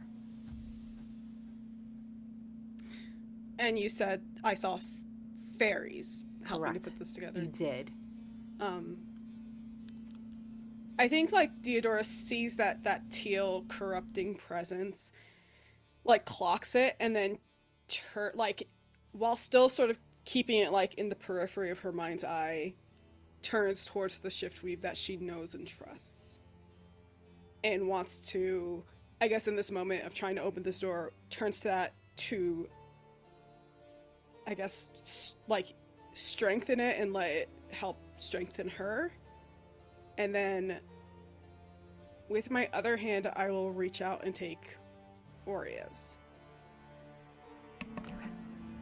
Then Oria will kind of look at you for a moment, has kind of been eyeing the door, trying to figure out what to do. And at that moment in their pocket, there's a beam of light from the opal, the pearl that you all had to go and get from Ursula at this point a couple of months ago. And she kind of looks at you, Diodora. So, what exactly are we doing? Shift weavings and fairies help to make this door. It only makes sense that we can open it. Oh, shit. Okay. I'll her hand, I'll like put it on like the light side. Mm-hmm. Because that's the side that the fairies help build. Yes. So she can connect with it with like the opal. Perfect. Because I would imagine she would have taken it out of her pocket when it starts to She glow. might just leave it She'd in be her like, "What the pocket. fuck Who is knows with that?" Oria? No, I definitely feel like Oria's like, what the fuck? Yeah, exactly. Okay. Her hand kind of connects with the other side of the door, and you can see the kind of ever-presence of water kind of cascading down the door itself. But then you also start to see from where Oria's hand hits the door, and from yours now too, there seems to be this spiral of ink, and you see these engravings on the door going upwards about 30 feet, and it seems like it's telling the story of either Vanya or what was happening at the time that this door was created. You see kind of these figures almost in a mosaic that are moving through this water, as they are quickly trying to give a place of security amidst of all the chaos that's kind of happening. You can see in the kind of upper areas of the door, it seems like volcanoes are erupting. Storms are moving through what appears to have been at one point the capital of Jorix before it became the capital, being swept away by the seas. All of that bleeding together on your side, Diodora, with ink. And with Aurea, it looks like the paths are being carved with light until they meet in the middle, and the door solidifies through, and you can feel it pushing forward as the door does open for the both of you. I think that as the door opens, I think in order to make sure it doesn't like close behind us, we'll maybe let the rest of the group go in first and then follow behind, just in case like we need to be here to keep the doors open. Okay. Do you all enter? Okay. I kind of watch the door open in dramatic fashion and then kind of look at Theodora and Aurea. Kind of pick up that they're waiting for us to go inside first and go. Raven just walks past everyone and walks right in. I close the door behind you. No, I'm kidding. Go. Damn. Got him. Damn. Tideborn out here got a little bit of pep in his step after that earlier conversation. So I imagine he like basically like double time walk into that room. That's basically what it is. He learns how to blink just for this one brief moment and just blinks into the room. All right. Okay. So. Yeah. You all enter the room, and around you, you find yourself in this cavernous room that has a high dome ceiling with an opening at the top, which has light snow kind of trickling in. The walls themselves are smooth with crystal panels lit with a bright white glow as you enter the space. You especially note this on the side that Aurea had touched with the door, seems to illuminate with that light, whereas the side that Theodora touched, the shift weave, giving that ink kind of rust presence, but still light and darkness balanced together, meeting in the middle. You can also see that there are 3 other tunnel openings around the room. At the center of the room, just under the skylight, there is a crystalline case, dusted in snow at the top, and it appears to be holding a gleaming suit of armor. Between the feet of the armor inside the case sits a golden scroll with a silver ribbon wrapped around its center.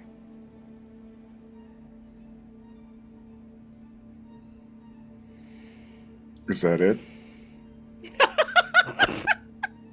Yeah, No, there is a this moment was of Draven good. just looking at this like, looking at the rest of the crew like, is this what we're here for? Is what Oh. Blackstone just kind of looks around and is kind of like, is what we're here for. I'm assuming it's on the other side of this door. Yeah, I'm saying like, it's Did let's just armor go. go? Not this. No, it can't be that. It can't be. I would be careful. This is a thing that we have recently learned in a lot of places. They are not things in places like these, are not always as they immediately appear. Okay. Well, you know the magic, so can you suss out what they actually are? DM, does this look like the armor that I saw in my vision before? It looks almost exactly. There are slight differences, very, very slight. Whether that's due to age or just the condition of the armor or your own memory at this point, it's kind of hard to tell, but it does largely look like the exact same armor that you were looking for. What are the differences? The difference is that you can note. Actually, why don't you go ahead and make a history or perception check? Okay.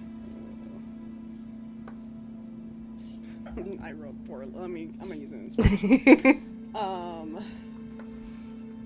Okay. Let me see what I got going on. I'm definitely gonna use perception. 'Cause Okay. That's the better stat. So that's 23. 23. You notice that the armor itself, the shoulder blades where a lot of the armor kind of meets, in your vision, it was almost like water constantly moving, like ink on a page. This looks like It's largely one shape, one color, not really fluid in movement and in nature. The colors of it itself are more of a rusted kind of color versus a rich kind of ink. So a lot of the pigmentations of gold and the grays of the ink and blacks that you're used to are largely almost dulled down into more mattes versus kind of a shining glow to it. Yeah. The armor that I saw in my vision, I got the sense was made more or less of pure shiftweave. Exactly. And this just seems like it's man-made almost. A little bit. Yeah. I think Theodora turns to the group and says, I don't think this is what we're here for. It's too easy.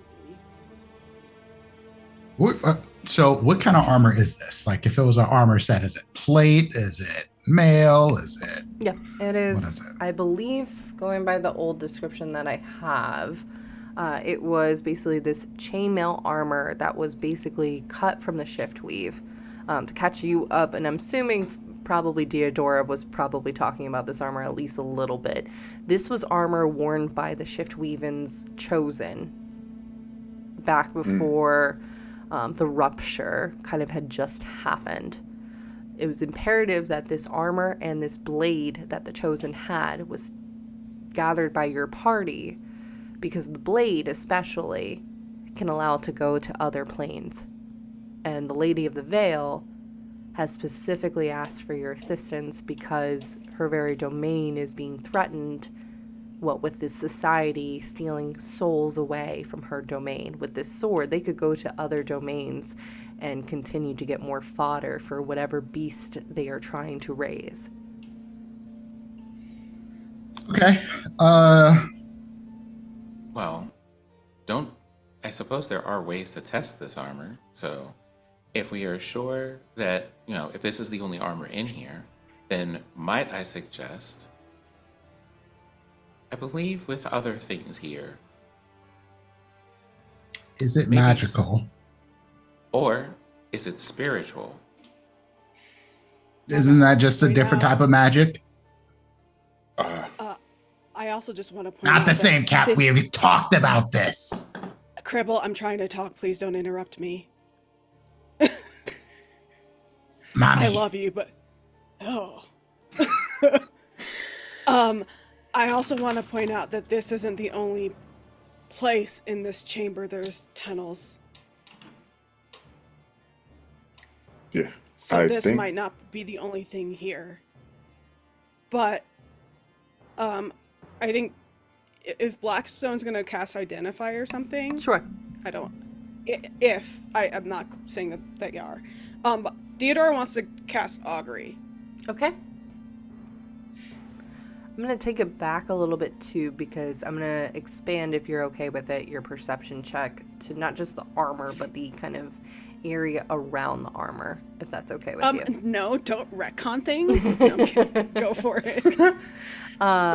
Sure. As you're kind of, because the armor itself is on a raised platform, so you're getting a much better image of the room itself. You notice that spaced around the chamber, there are 7 crystals around the room, about 75 feet up in the air, sparsed around.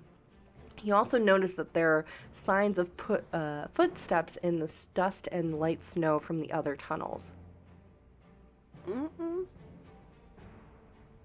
Sorry, that was me saying, oh, hell no. As my grandma would say. Do they look fresh? Why don't you go ahead and make an investigation check? Oh, fuck me. Okay, I guess I'm with guidance myself. Oh, fuck me. Okay, plus investigation, 14. 14. I'll use another inspiration. Dirty 20. Dirty 20 with that? Okay. So yes, you can see that these footprints are about a week or 2 old.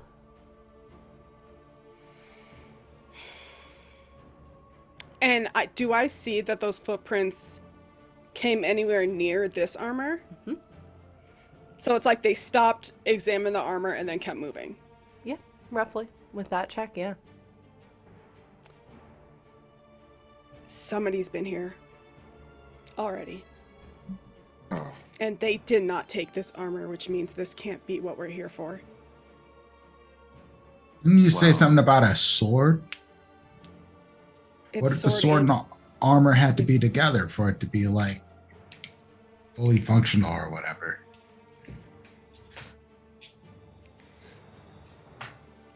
I think even then we would still sense the shift weave in the armor, and there's no. This is man-made. Okay. Okay. Well so then, this is a trap then. or just a decoy. Yeah. I think Well- if this was what we were here for, whoever was here just a couple weeks ago would have taken it. But they didn't. They stopped, examined it, and kept moving in through one of the corridors. Well, then But- that means we have a very limited amount of time. So, Let's I move would- forward.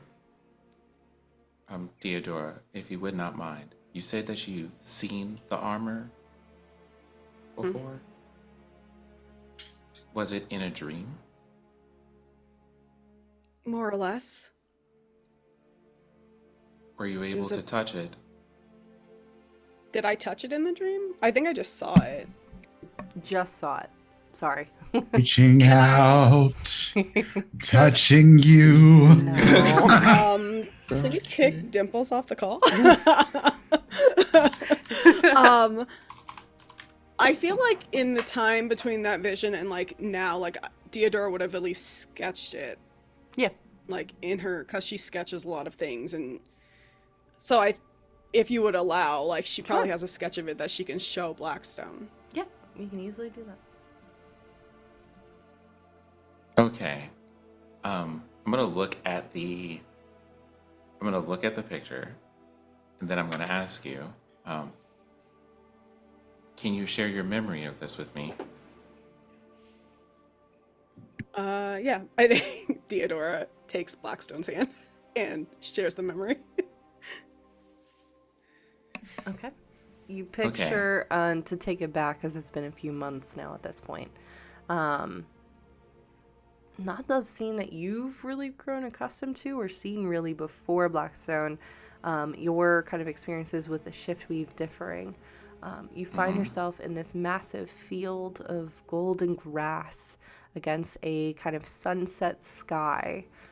There is a massive tree that's kind of overlooking this area. You see the Lady of the Veil, who you have seen before in images and motifs kind of spread around. You see flashes of Sparky kind of growing from a pup into a 2 to 3 year old dog, but massive. And you do see the armor as well as the blade being presented. Okay. So when I see this, I try to take in, so to get as close to it as possible and take in all of the detail that I can. And then I would, after having that moment, when we're done sharing that memory, can I cast locate object to see if I can find this in the real world? Sure. Okay. It allows me to sense the direction toward that object, as with the following because they're always conditioned. Sure. As long as it's within 1,000 feet of us, and if the object is in motion, I know that it's in motion and what direction it's in. Okay. It's almost like static with the information coming through. Like something is trying to prevent you from locating its exact spot. You can tell that it is within 1,000 feet of you, but where exactly is a little bit difficult. And you can tell it's not moving. Okay. So I will say there are things that can like keep me from pinpointing a direct path to the object, if that helps. So if you want to just go vaguely in this direction, that also works. That being said, I kind of share that experience with everyone.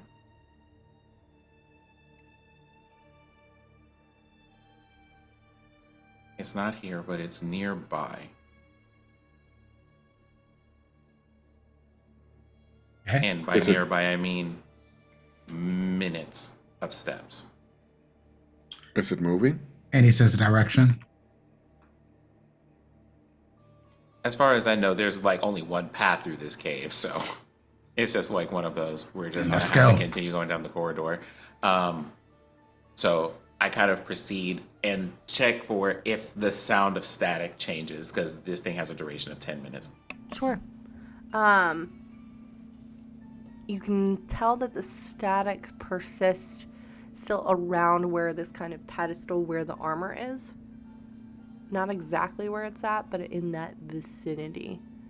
I'm getting the impression of like when you have a metal detector on the beach and you're kind of walking around trying to see. Yeah, that's what I'm trying to do, yeah. Do. Yeah, I'm pointing Blackstone around like a metal detector. Yeah. This way? No, this way. Just holding Blackstone. Yeah. Which way? Warmer, Which way? Cold. I gotta get my kid. Freezing. But it seems to be either at or on top of where this armor is at. Because the actual pedestal, again, it rises up in the room. And then it's on a series of steps and other foundations that kind of lead up to it. So take that what you will. There doesn't seem to be any entrances into it at this time, from what you can tell. All you can tell really is just the armor that is there, the tunnels that are around the room, and that you're getting some kind of vibe from this area. So I walk toward where the vibes are coming from, which I think at first looks like, which I think at first looks like, but we just said it wasn't this piece of armor. Why are you walking in that direction before I just walk past this particular thing? Sure. And then you get a ping that kind of, it's a ping that kind of is constantly, not that the armor is moving, but it's hard to locate a spell. There seems to be some kind of barrier that's preventing you from isolating specifically where it is at. You said there's a scroll on the pedestal? There is a scroll on the pedestal, yes. Anybody got mage hand? So I walk up, like, you know, when, like, if Deodora goes, like, is there a scroll here? I'm going to use Mage Hand to go grab it. Okay. The hand is invisible. It just looks like Blackstone just looks at the scroll, and then the scroll just starts moving toward them and opens. Okay. Like telekinesis. Okay. Mage hand to kinesis. No, like, it's, like, remember, I'm an arcane trickster. All my mage hands are invisible. Yeah. That's Okay. that's the ledger domain for arcane trickster. All right. That's a quote. We'll say that as you reach out with your mage hand to grab this scroll, there's a couple things that's happened. The scroll does get picked up with your mage hand, but you see the case holding the armor beginning to shatter at this point. Sorry, I have a lot of notes and I'm going through them real quick, so I apologize. Give me 1 second. No worries. Not your apology, the fuck up. I know, I mess up. Okay, yes. You see the armor that was within the case itself go from that dull kind of silver to slowly fading to dust, as if nothing was there. At that point, too, Blackstone, with your passive, you notice that 2 of the crystals around the chamber light up.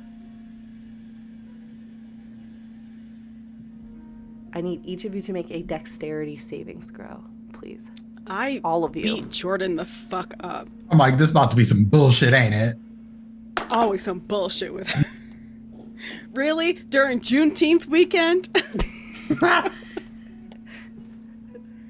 You said What'd you say? Dex? Dexterity Con? savings throw, please. Yeah, I'm gonna use 16. another one of them inspirations. That's 21. 21. The total of 23. 23. 16, but if that doesn't pass, I will use this. Go ahead and use an inspiration, please. Can I get a little bit of that love? You know, maybe one of them little guidances for Cribble. I don't think I think this guidance is, works on saving throws. Oh well, ain't No, that guidance does not. 26, bitch. 30, 20. Does that pass? We got a 17. 17. Okay. 30, 20 for me. The case shatters. Armor fading into dust, moving on the wind and almost blending with the snow that's still coming. And I do a thing. Yes, Tyborn. It's blowing on the wind. Yeah. I want to use gust of wind to blow it away from us. Okay. Okay. It Yeah, wasn't. Get that shit off of me. I don't care. I don't care what it is. That's If it's valid. coming towards me, I'm on. I shoot. Simple said, "Fuck it, I'm blowing everything away." I don't know what the fuck this shit is. It gotta go. Sure. I'm allergic to that. Counter spell, but then it's just a gust of wind. It's just gust of wind. Lordy Bay. I don't trust it. I don't trust none of this shit. Anyways, you blow the remnants of dust and snow away, kind of as you're kind of being propelled backwards.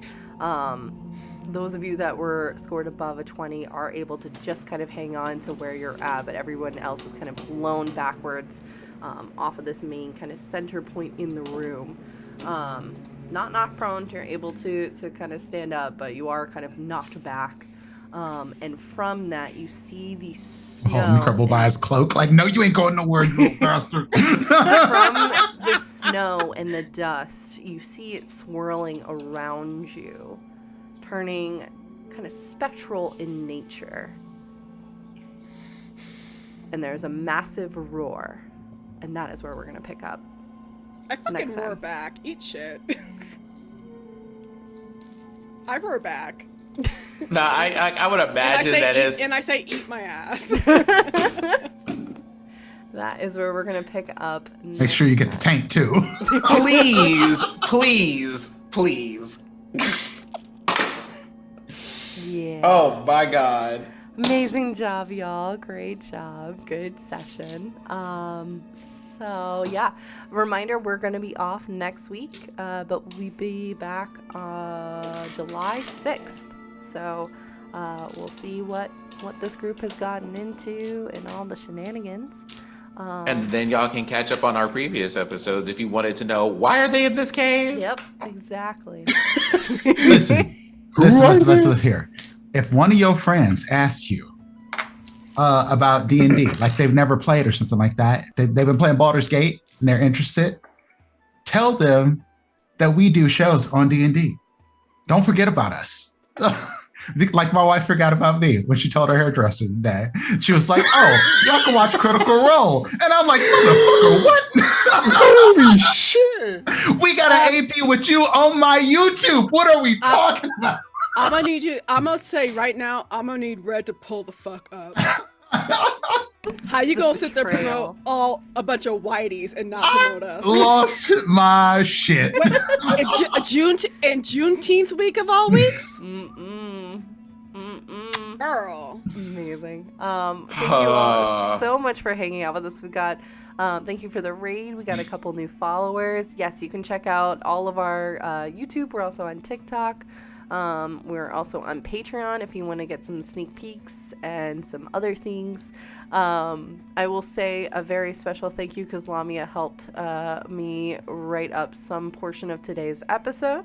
As they're in chat trying to They don't blame me, I didn't do nothing. From other shit that I they didn't do did. nothing. So, there's that. But let's go around real quick, say who we are and any announcements we have for this week and next week. And like I said, we'll be back here on July 6th. Wow, we're gonna be in July. Oh, Sleazy, that means the world. Thank you. Oh.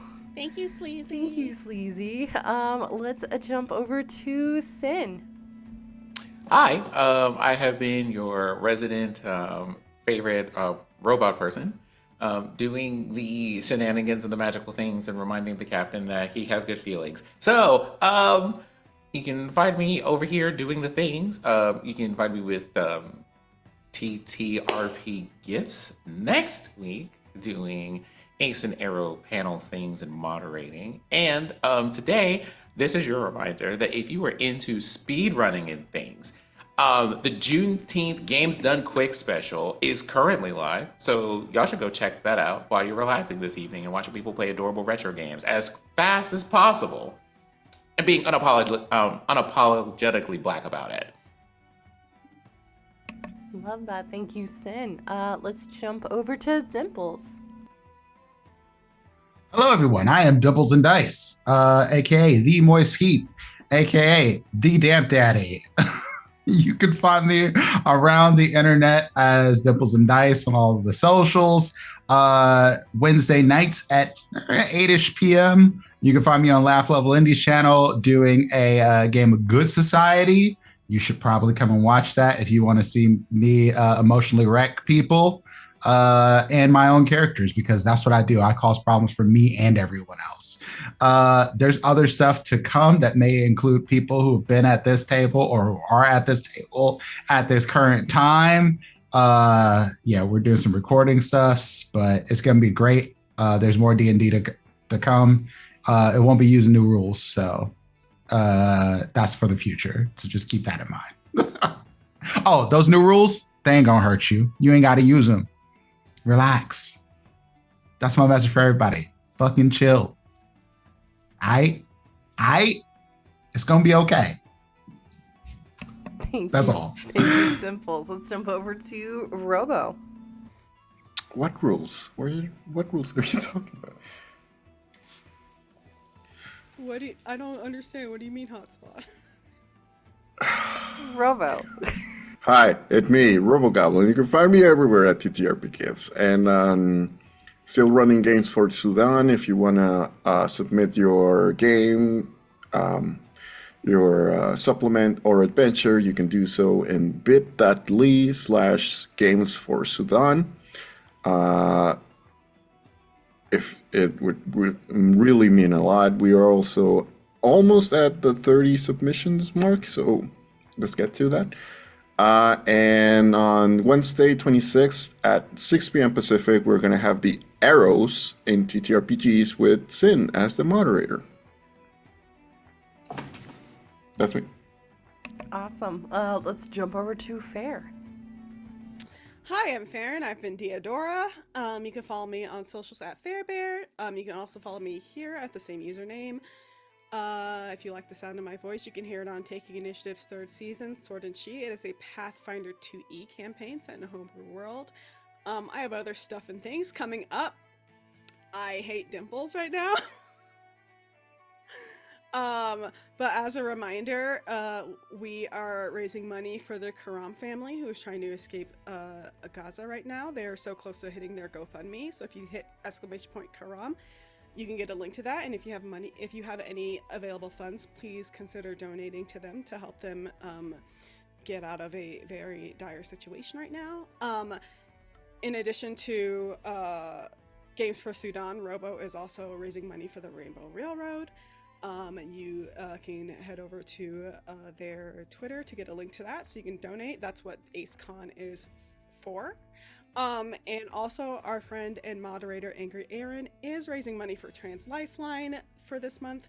So if you want to head over to their channel, or to his channel, apologies, you can grab a link for their Tiltify and please consider donating to that cause as well. Perfect. Thank you, Fair. And hi, everyone. I've been your storyteller today. I will be back here probably tomorrow. If not, I will be back here on Tuesday because we're going to do a subathon to the channel. I have opened up Ko-fi commissions as well as a Ko-fi shop right now because times are hard and things are difficult and yay, money is tight. So all of that will be kind of happening. I'll be putting out some more information about that in a little bit. Yeah, that's relatively it. We're gonna be gaming, doing some more Hades, and probably some more Tavern Talk, maybe some Baldur's Gate 3, etc. But yeah, we're gonna kind of be vibing, having some fun, all that good jazz. A special thank you to our amazing mods who have kept our space safe and gone ahead and adjusted Nightbot commands on the fly. Very much appreciate you. But yeah, we are gonna get out of here, y'all, so let's go ahead and use that lovely raid call that we have. It's a call from the wild. It's a Haven raid, and we are gonna go ahead and raid someone. So thank you all so much, and we'll see you all on July 6th. All right, y'all, have a good day. Boop-a-doop-a-doo.